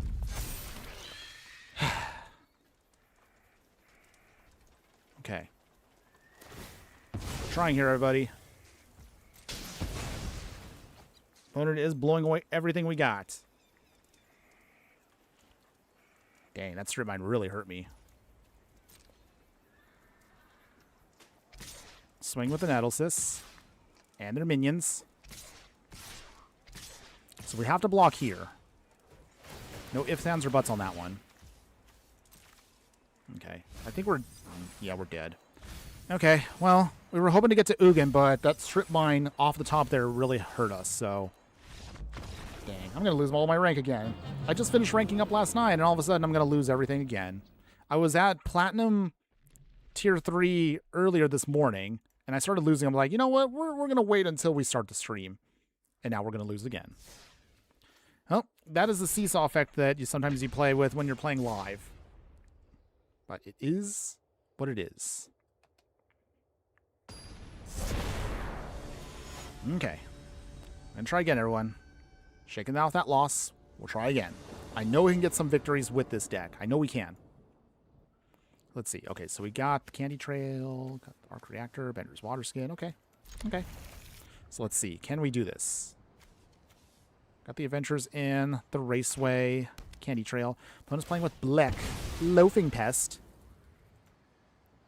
So our opponent is going to get their ramp on, and they're going to start gaining life to get some of those pests going. We'll see. Have Ishkar Raceway. Okay. We got Amonkhet Raceway. Okay, we'll play the Amonkhet 1. Candy Trail.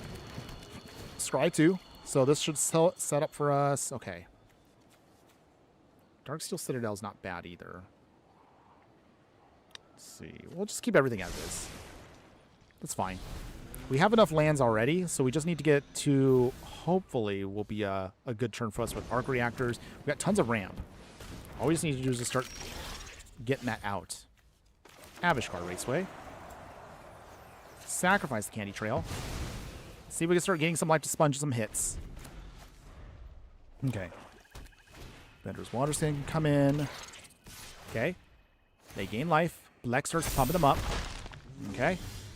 Semblance Anvil. Play the Waste. Bender's Waterskin. So that means 1, 2, 3, 4. We'll have 5 next turn. Oh. Okay, fine. Okay. Loping Pest doing its thing. Ugh. Mithril Coat. Okay. We will... Karn. Make a tap Power Stone. Still trying to ramp. We have 5. Would love to get the vision in, but right now we're not looking too good. Opponent's going to be distracted by taking out Karn here, but he did its job. Okay, go to 11. We must regroup okay. and reconsider. Radioactive Spider. Surveillance Room. Play the Adventurers in to gain some life back. Okay. Play Vision. Okay. Opponents. Don't do it. Better try. Okay. So, are we dead next turn? Dang it. Wow. Yeah, we're dead again. Wow, a lot of aggro decks I'm actually getting beat by here. Okay, well, maybe the Vision's just not set for this format. That makes me a little sad. We're trying, but it seems like right now we're not quite getting to what we need. I mean, colorless decks tend to run the gamut of either absolute jank or completely hilariously busted. There's not really an in-between when it comes to colorless decks. But, okay. We'll keep going. We're not giving up just yet. We will keep trying. Okay, so let's see here. Got the Morgana Raceway. We got Hero's Heirloom. Okay, not much ramp in this hand, but I know we can draw into it. Playing against Brawl, Monsoon Mage, so a lot of spell slinging coming up. And we played Brawl before. We play the Raceway. Basilic Collar. So, in this instance here, we're going to see if we can try to maybe get to Mystic Forge and we can start drawing some stuff. Or Aetherflux Reservoir can help us manage our life. Okay, Karn. Nothing yet, so Hero's Heirloom. Opponents.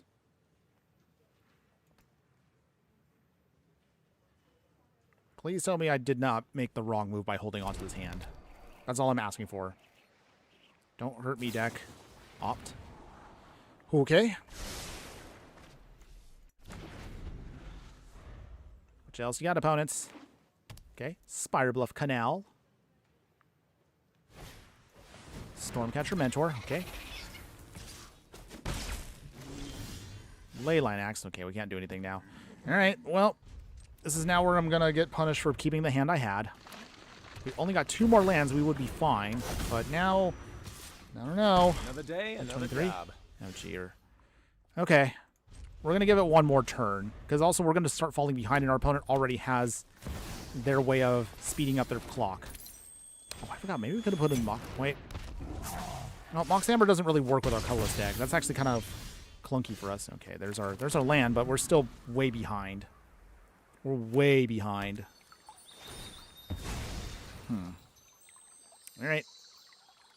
Keep trying here. Narset.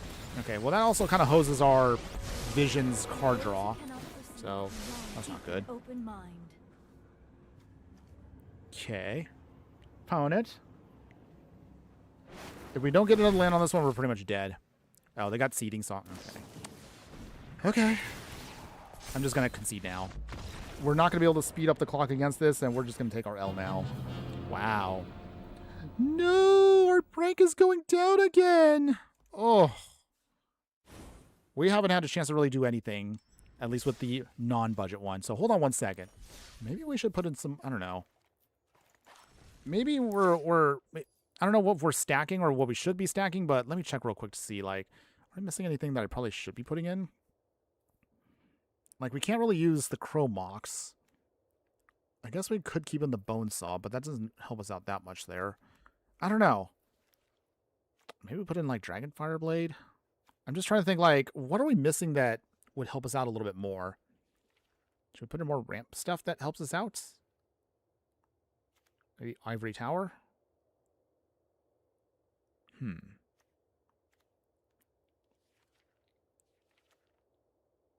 see. A Fountain Port might help us out here, but I'm just trying to think of what might be better for our deck. Maybe we have too many things on the higher end of the curb. Like, I don't know. Maybe, like, cut Jamil real quick and then maybe put in one other thing.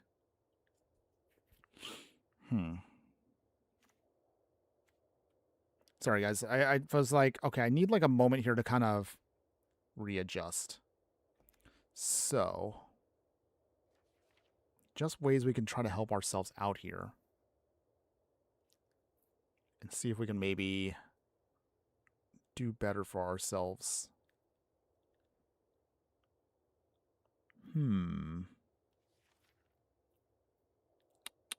What do we want instead?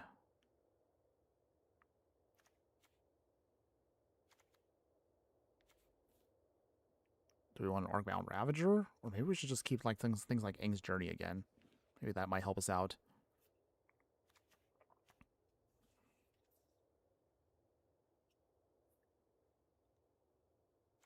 Maybe if we put in, like, I don't know, like another ramp effect. I don't know, maybe like Howling Mine?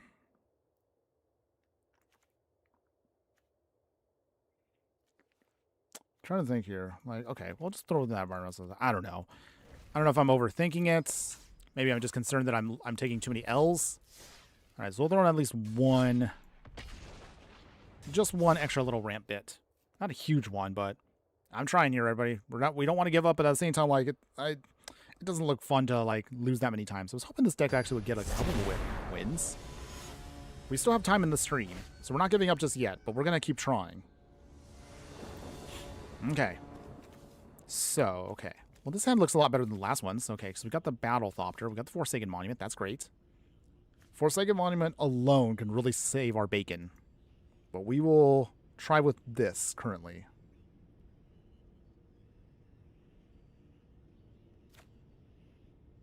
Okay, so we'll keep this hand. 4 lands means that ensure that the vision can't come out, which is good. Okay, we got Hedron Archive too. That's cool. Grey Havens. Scribe 1. Keep the Mishra Bauble on top. That's fine. Let's see. How do we want to do this? Okay, once Liberator comes in, I think we should be okay there. Into the north, so opponent is going to get their ramp going. They're also going to try to speed up the clock. We'll play our Cavern of Souls on Robot. So the Vision can do his thing. So now our opponent cannot counterspell, at least for a turn. Talisman of Dominance. Shared Roots. Okay, opponent is ramping away.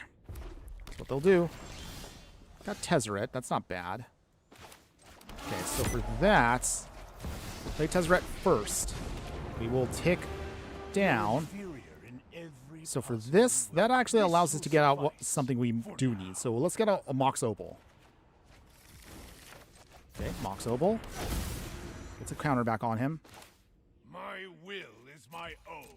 Okay. So, can't do anything with it just yet. Golos. Ugh.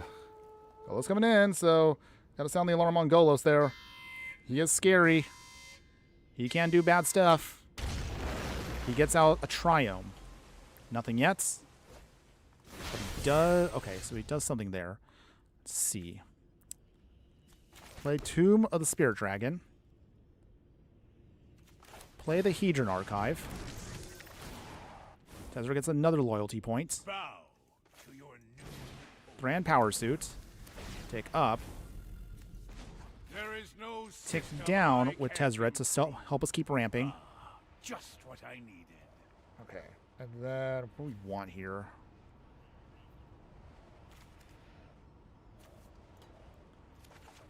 Get that Darksteel Citadel. Pass there. Okay. So, idea right now. Tezzeret's probably going to die after they do their spin it to win it. What do they get? Chandra. No, they got the ultimatum. Wow. They got an ultimatum off the top there. Ah! Oh, boy. So, basically, they get 3 more free cards. Or, well, I should say 5 more free cards at this point. Yeesh. Okay. So, they get down their Planeswalkers. Jeez. Alright. They start stealing our stuff. They got an Artificer, which I don't really care about. All we're just trying to do is get stuff done with the Vision. That's all we want to do. Okay. They take out permanently Tezzeret, but he did his job. We got what we needed. Stop me. Okay. So, plan now. Is there a way out of this? There has to be an answer here. 1, 2, 3, 4, 5, 6, 7. Game right there.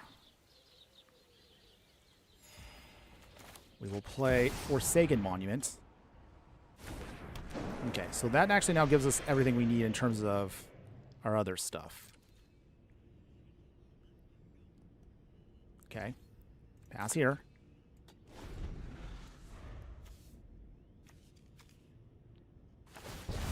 Okay, so they start exiling more of our things.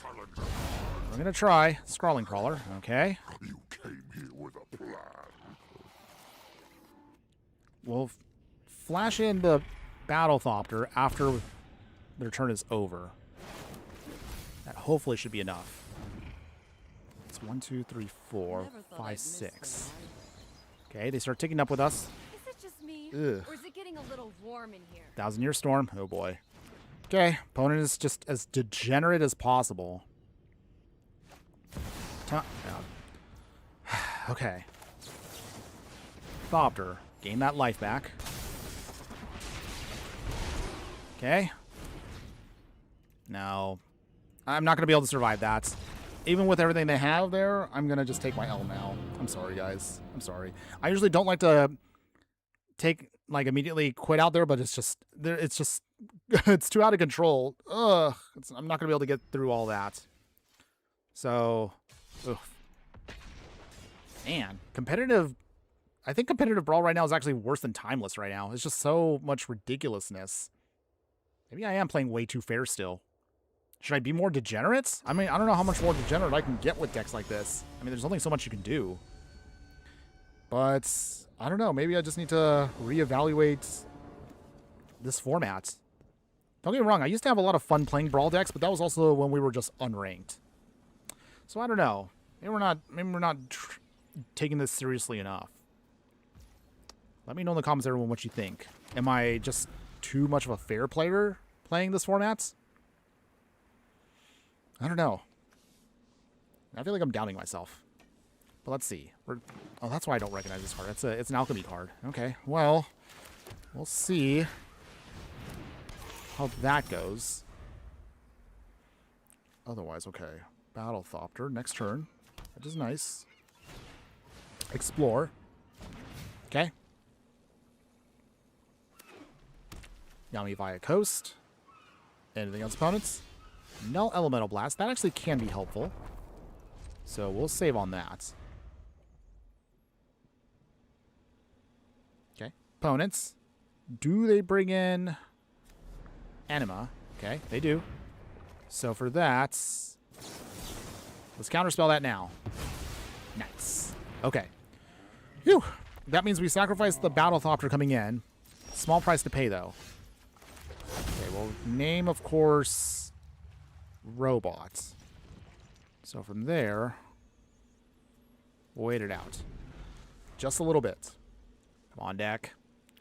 I know we can get some wins before this stream is over with this version. But we will try. Just a little bit. A little bit longer. Whew. Okay.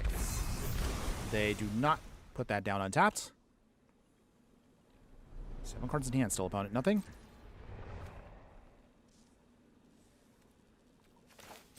Okay, Battlethopter. I forgot I can't really make that uncounterable, so your opponent can counter it, and they did. Alright, so that actually slows us down a bit, unfortunately. So with that, play Karn here. Okay, we'll take up with Karn. The Thran still have secrets to uncover. Okay, Hedge Mace. Dang. Not getting in that Battlethopter really hurt us. Really did. Okay, but it's fine. We'll still see if we can try to get around this. Rumble Arena. Scribe 1. Okay, opponents. Put that back, actually. Take up again. Make another Power Stone. Okay. From here... More energy. Play the Vision. Maybe. Okay, nice. Okay, so pass here. Your next activate an exhaust ability. It isn't a mana ability. Copy it. Okay. That doesn't really help us. But we're just using it again just for its ability activation shenanigans. Okay, opponents. What you got? Pest Infestation. Alright. So from there, we lose both. Put that back into the command zone. Dumb. Okay. Falcon Wrath hits there. Aetherflux Reservoir. Okay, well, that's not horrible. We'll keep making our Power Stone tokens to ramp. Okay. The Thran still have secrets to uncover. So with the Reservoir, at least we can kind of, hopefully, stabilize. And we're definitely making plenty of mana, which isn't the problem. The problem right now is just trying to keep stuff alive. Okay. Okay, we don't care about the uncounterableness of that. Karn goes bye-bye, sadly. But he did his job. He actually helped us get some Power Stones, so we can move a little faster here. So from that, we will Mystic Forge, gain some life. Yes. Okay. All right. Flesh Raker off the top. Gain some more life. Nice. Mishra's Bauble. All right. Now we're stabilizing a little bit here. That's good. Okay, cool. Let's see. Is that all we can do for now? Tick down. And I guess we'll pass there. Okay. Okay.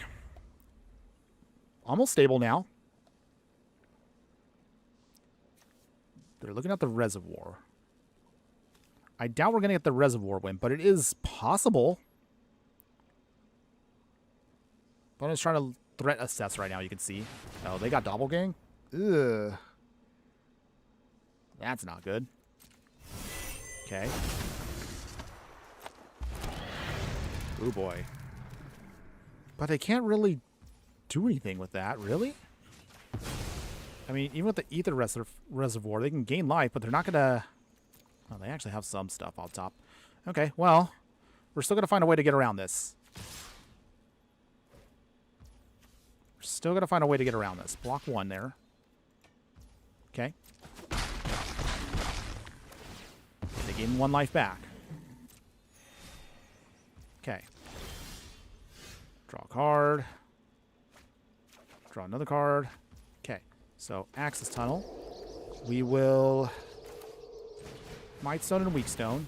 Flesh Raker. Pings. Okay.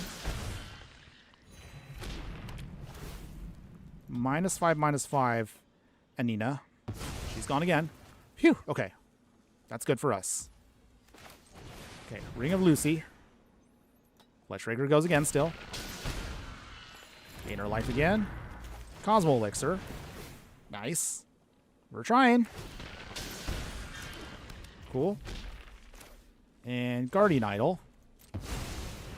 There we go. Keeping it going. Keep those good times rolling. We got to try. Candy Trail.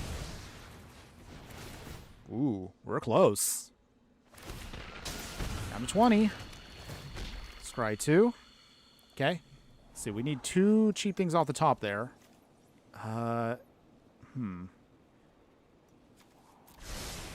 Okay. So from that, Maze Mine's Tome. Okay. Almost. Oh my goodness. Did we get this win? Oh my goodness.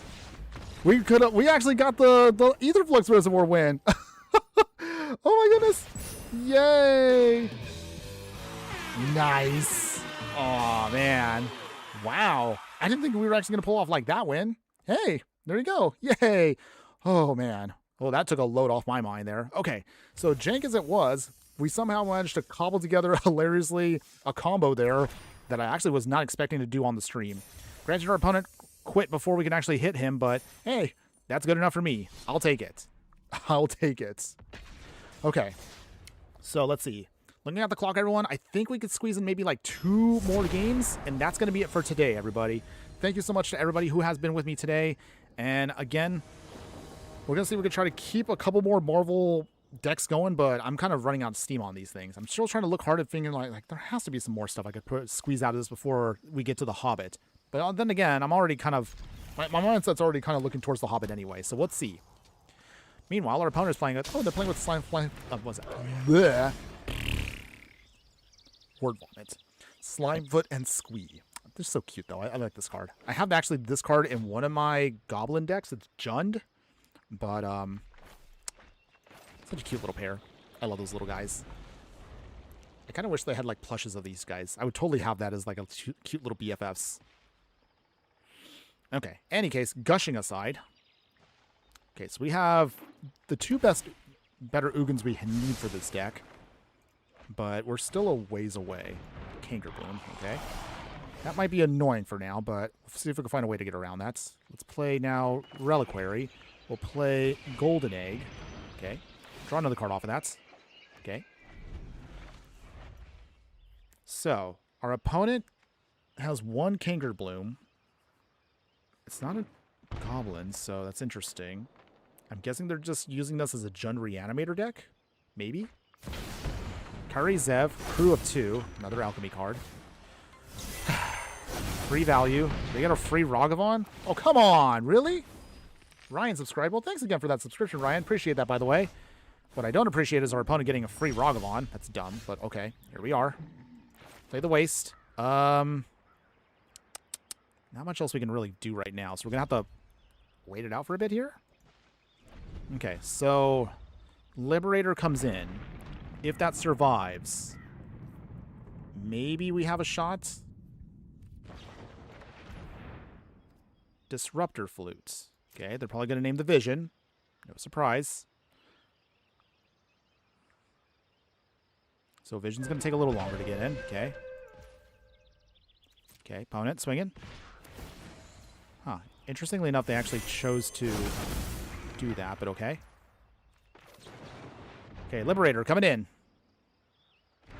So our opponent probably could sacrifice Kangarboom if he wants to right now. Take out the Ignoble of Hierarch. Unless if they sacrifice Kangarboom. Do they do it? They gotta do it. I know they're gonna do it. There it is. So Kangarboom goes bye-bye. But at least we can sponge a hit. Down to 14. Still not looking good, though, but we're gonna try. Okay. It's just also hard for a colorless deck because we don't have any wraths or too much. We don't really have any good spot removal. Our focus is to ramp as quick as we can and just pray. Okay. Castle Doom. Okay. Too much Spear Dragon. Ugh. Lightning Greaves. Not much else we can do. Basilic Collar. The only hope we have right now is now getting to Ugin Eye of Storm via Ugin the Ineffable. If that survives, we have a shot. Slimefoot and Squee coming in. Okay, they make their Sapperling. Free Ragavans, because that's totally fair. Down to 8. Okay. Anything else, opponent? Guardian Idol, stealing that from us. Joy. Okay, they bounce back a third Ragavan. Come on. Okay, Might Stone and Weak Stone. So we will -5 on that Kari Zev. That's got to go. Because I'm tired of getting Ragavan shenanigans going on. Alright. Sacrifice for some value. Get some life back, I guess. Better than nothing. Sculpting Steel would be nice on a non-legendary artifact, but we don't have that. But I might do it for Might Stone and Weak Stone. I don't know. We'll see. Grief. Ah! Ugh. Wow. And there goes our Ugin. Freaking, I swear. Come on, really? Ugh. That just sucks. I'm just too defeated there. Wow. Of course they have in hand the one card that would stop us. Man, we were stabilizing. And then we took that right there? Come on. What are you doing, Arena? Why you gotta beat me like that? Get no respect around here. No respect for good, fair Magic. Just nothing but degenerate stuff all day long. You hate to see it. Okay. Breathe in. Breathe out, Infernoman. Okay. Okay. Oh, no, we're not doing this. Hold on. No. I'm not playing against Yuffie, everyone. That's the Yuriko Tiger Shadow shenanigans. Nah, we're not doing that. I want at least something that can end on a decent note. But it seems like, yeah, competitive Brawl, I don't know. Do you guys like seeing me play competitive Brawl with these serious decks? Or should we go back to regular casual Brawl?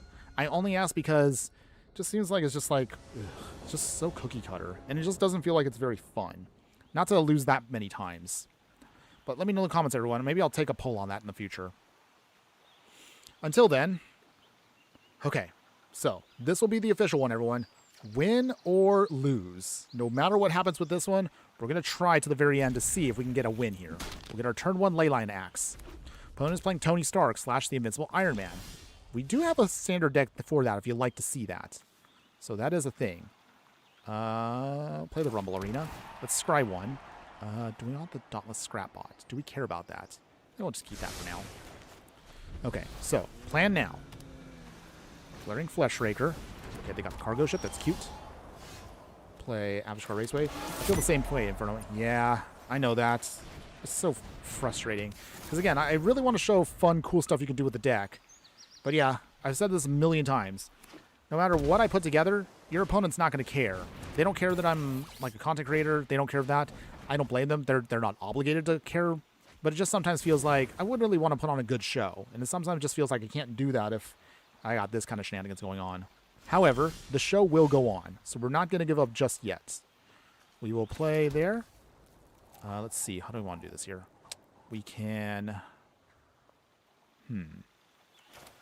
Flesh Raker. I guess we'll do it that way. So we have our colorless stuff ready to go. Okay. They're playing Tony Stark. My hope is maybe we hose them with the scrap bots? Gilded Lotus, okay. Opponent's trying to get their ramp going too. Okay, they got Ultron. Okay. Okay. No swings again from our opponent. That's fine. Okay. All right, deck.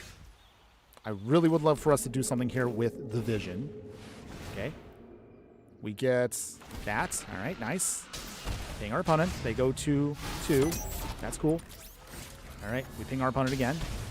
This time, now we have enough for the Leyline Axe, so that means we will give the Vision what he needs. Okay. Cool.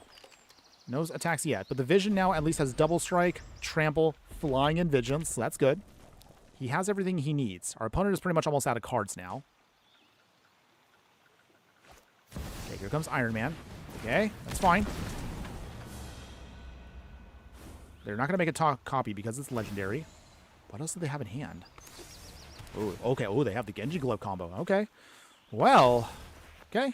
Opponents. Ugh. Not ideal. But it's not impossible to get around either. Okay. Opponent swinging for everything. Okay, so they're going to hit me for 20 here. Block. Block here. Actually, we hit each other. And then we die, right? Okay. Okay. Okay, so both of us basically just trade here. They lose Iron Man, but we also lost the Vision. Okay, back to the command zone. Alligator, hello. Sorry I'm late. That's okay, my fire friend. Appreciate you being here, by the way. How you doing? Hopefully you're having a wonderful day wherever at, and thanks again for joining us. Okay, so in the meantime here, we're trying our hardest right now, our absolute hardest, to try to get around this shenanigans.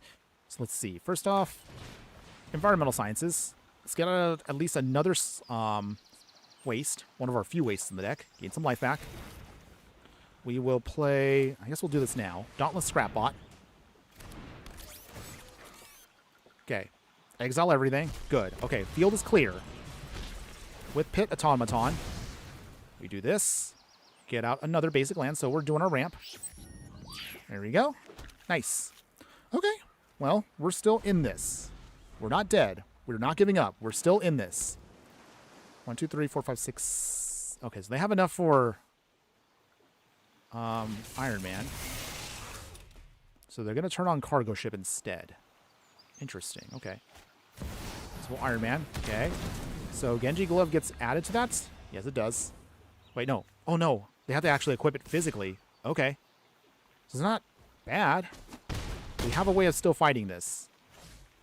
Just barely. Warping Whale. Okay. So for that, play the Vision. Okay. Equip the Vision. Nice. Okay. So once again, we're in the same spot as before.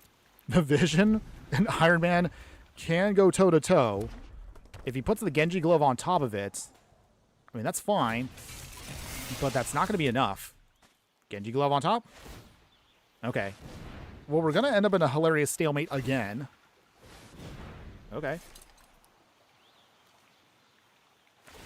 Okay, opponents. Can't equip it. I mean, that's fine. So, let's see. So we got to block here no matter what. Okay. Block that Genji Glove. Block Iron Man here. Okay. I mean, same thing again, opponents. Block you. We both lose our commanders again. Okay. Oh, opponent! You gave up like that? Okay, I'm sorry. That was funny. Okay. Not exactly how I was going to get a win there. I was like, wait, opponent, what are you doing? So, I don't know what our opponent was thinking there. They kept attaching the Genji Glove because they thought, okay, well, they can technically get the win, but Vision has enough toughness where he can sponge the hit, and because Vision also had double strike from Leyline Axe, our Axe beat their Glove. So I guess Glove over Axe for the win? Okay, I'll take it. That was our last match, and if it's a win, then hey, who am I to complain? I'll take it. I'll take it. I'll take it. Okay. I'm sorry. That was just silly. But okay. At least we ended on a good note, everyone. Okay, so we ended on a win. Okay. Let's actually talk about the deck briefly. So, Vision Quest, everybody. A colorless deck that's trying to use non-artifact creatures to get value. What do you think of the deck, everyone? Do you like the deck? Would you play the deck in any way, shape, or form? So, I think this is one of those decks that I feel like just works better in a casual format. The Vision is fun. You can add to him if you want to go full on with equipments. You can go super jank with him.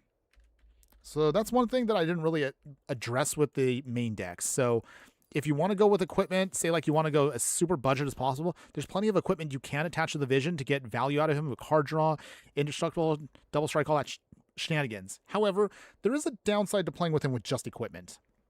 If you play with just equipment with Vision, it's a lot of equip costs that you're not going to be able to afford all the time, because having to equip every single thing to the vision, that's going to cost you a lot of mana. So that means you really have to adjust your deck to focus on pure ramp and pure equipment.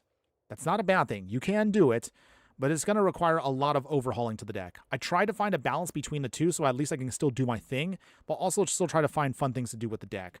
I think our version is not bad, but I think maybe if I wanted to lean one way or the other, it probably would be maybe just make Vision a Voltron deck. And that probably would have been maybe a little bit better for the deck overall, at least in my opinion.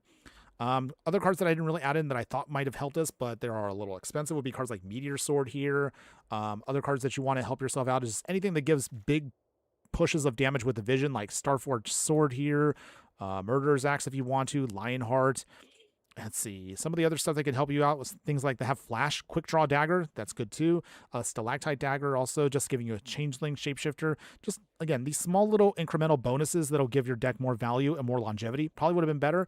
If there's a cheaper way to get the Colossus Hammer on, say, Vision, you can actually add that. That actually would be hilarious if you can pull it off. But it also is not easy to do in a colorless format. So just FYI, your mileage may vary depending on what your deck is trying to do. Having said that, I really did want to like the upgraded one. And I thought, honestly, what we had would have been great. But I think maybe if we're going to go this direction, this version of Visions has the same problem.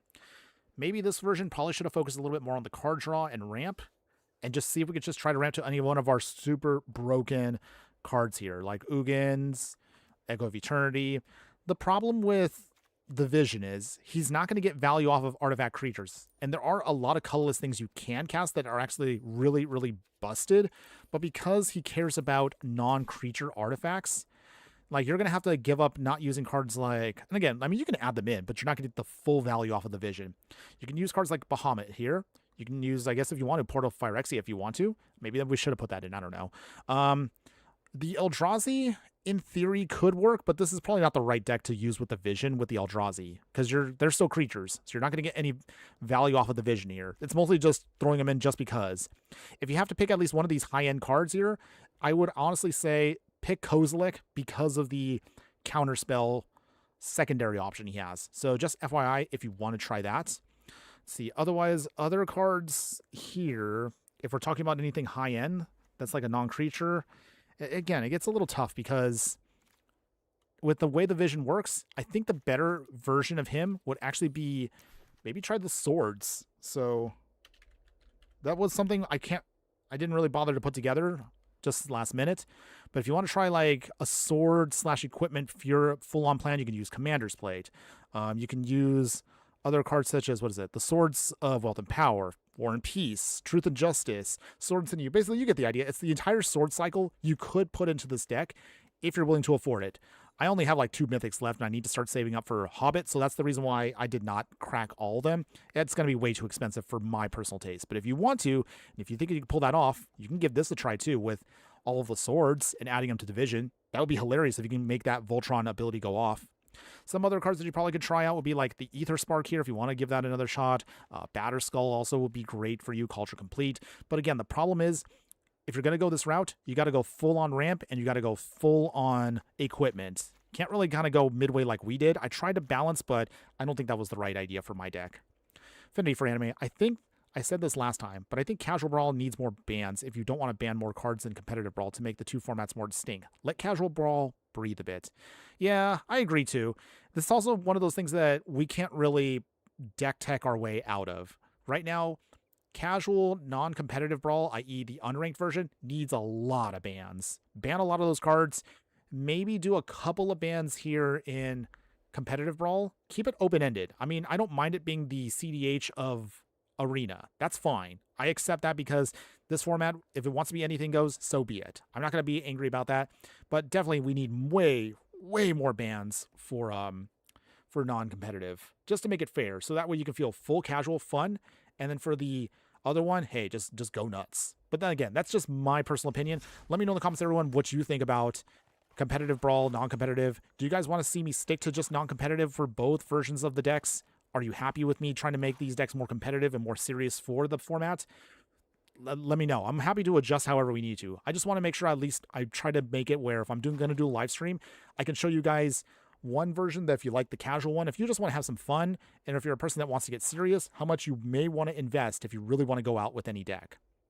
But in any case, that's going to be it for today on that end, everyone. Before we go, my true fire friends who have stuck around this far into the live stream, thanks again for being there as always. So what are we going to be doing for tomorrow? So I just need to wrap up just a couple more final touches on the edits, but Thor's Thunderstorm is ready to go, everyone. We're pretty much all done with that. We're like 90% done with the video and the edits. I just need to add in some little finishing touches, mostly just add in the audio, double check the edits are fine. There's nothing out of the ordinary. And then from there, we'll have this deck tech ready to go for tomorrow. It is a fun one. Beyond that, as far as our future videos, so beyond that, next week, I'm going to do a video. I can't figure out which version of this free deck I want. This is a mono white equipment / hero deck that I put together that I'm trying to now tweak to make it as rotation free as possible, since rotation comes finally in 5 months. Still a ways away, but I want to put together something that's standard playable. And also, you can use it in Arena if you actually don't want to spend any real money, or if you're just like, again, you're like a person that cannot afford the expensive decks. So this one will be something that you can enjoy on that end. But I'll figure out which version I want to play where. One version is very enchantment heavy, but it's also not rotation proof. The other one is rotation proof, but also it feels a little on the weak side and a little clunky. I'll try to see what I can do to make them both work and choose whichever one I want to start recording for. Otherwise, as far as any other decks we're going to do beyond that, I'm still trying to figure out our next live stream for our next deck tech, but I think I have an idea. I just haven't had the chance to kind of play around with it. We have a Gotta Go Faster deck, but I don't know. This one felt fun, but also the same feels very one-dimensional. Like once you get the combo to go off, it's fun, and then it gets boring after like 2 wins because it's literally going to be the same cookie cutter stuff. I don't know. I'm still debating if I want to do this one. This one uses Quicksilver. We want to just try to swing as fast as we can with ley lines and bulk ups just to then just do some quick damage and just blow away our opponent. Again, I like what the deck is doing, but the novelty wears off fast. So I'm debating if I want to make that one our next live stream. The live stream, by the way, is going to be Friday. I know for sure we will be doing a Friday live stream, so stick around for that. And then, yeah, that's pretty much it for now, everyone. As far as what's next week's deck tech, I have an idea, but I just need to see if I have enough wildcards to craft it. So stay tuned for that. More details will come. But otherwise, my only other final thoughts that I want to give is one more time, thank you to everyone who was with me on the stream today. So shout outs to everyone in the chat that was with me today. So Silly Nation, Dayboy, Mindhacks, appreciate y'all being here. Sallowborn, Teddy Bear, Mindhacks again. Affinity for Anime, appreciate y'all being here as well. Ellie Gamer, appreciate you also hopping in. Chris Antogo, thanks for giving me the heads up on the strip mining, even though we got strip mined anyway. No big deal though. We still managed to at least get a couple wins today. So I'm happy at least that we got our dailies done at minimum. So thank you to everyone for that. And of course, everybody that's been watching across all other platforms, whether you're watching on Instagram or YouTube or X or Twitch, shout out to everyone there on all the other platforms. Even if you're not in the chat, I still appreciate you guys just watching just the same. Excuse me. Sorry. Chronic cough. It's something I live with. But otherwise, if you missed anything from the live stream at any point, if you came in late or whatever, don't worry. The replay will be up across all of our main platforms, such as YouTube, Twitch, Instagram, and X.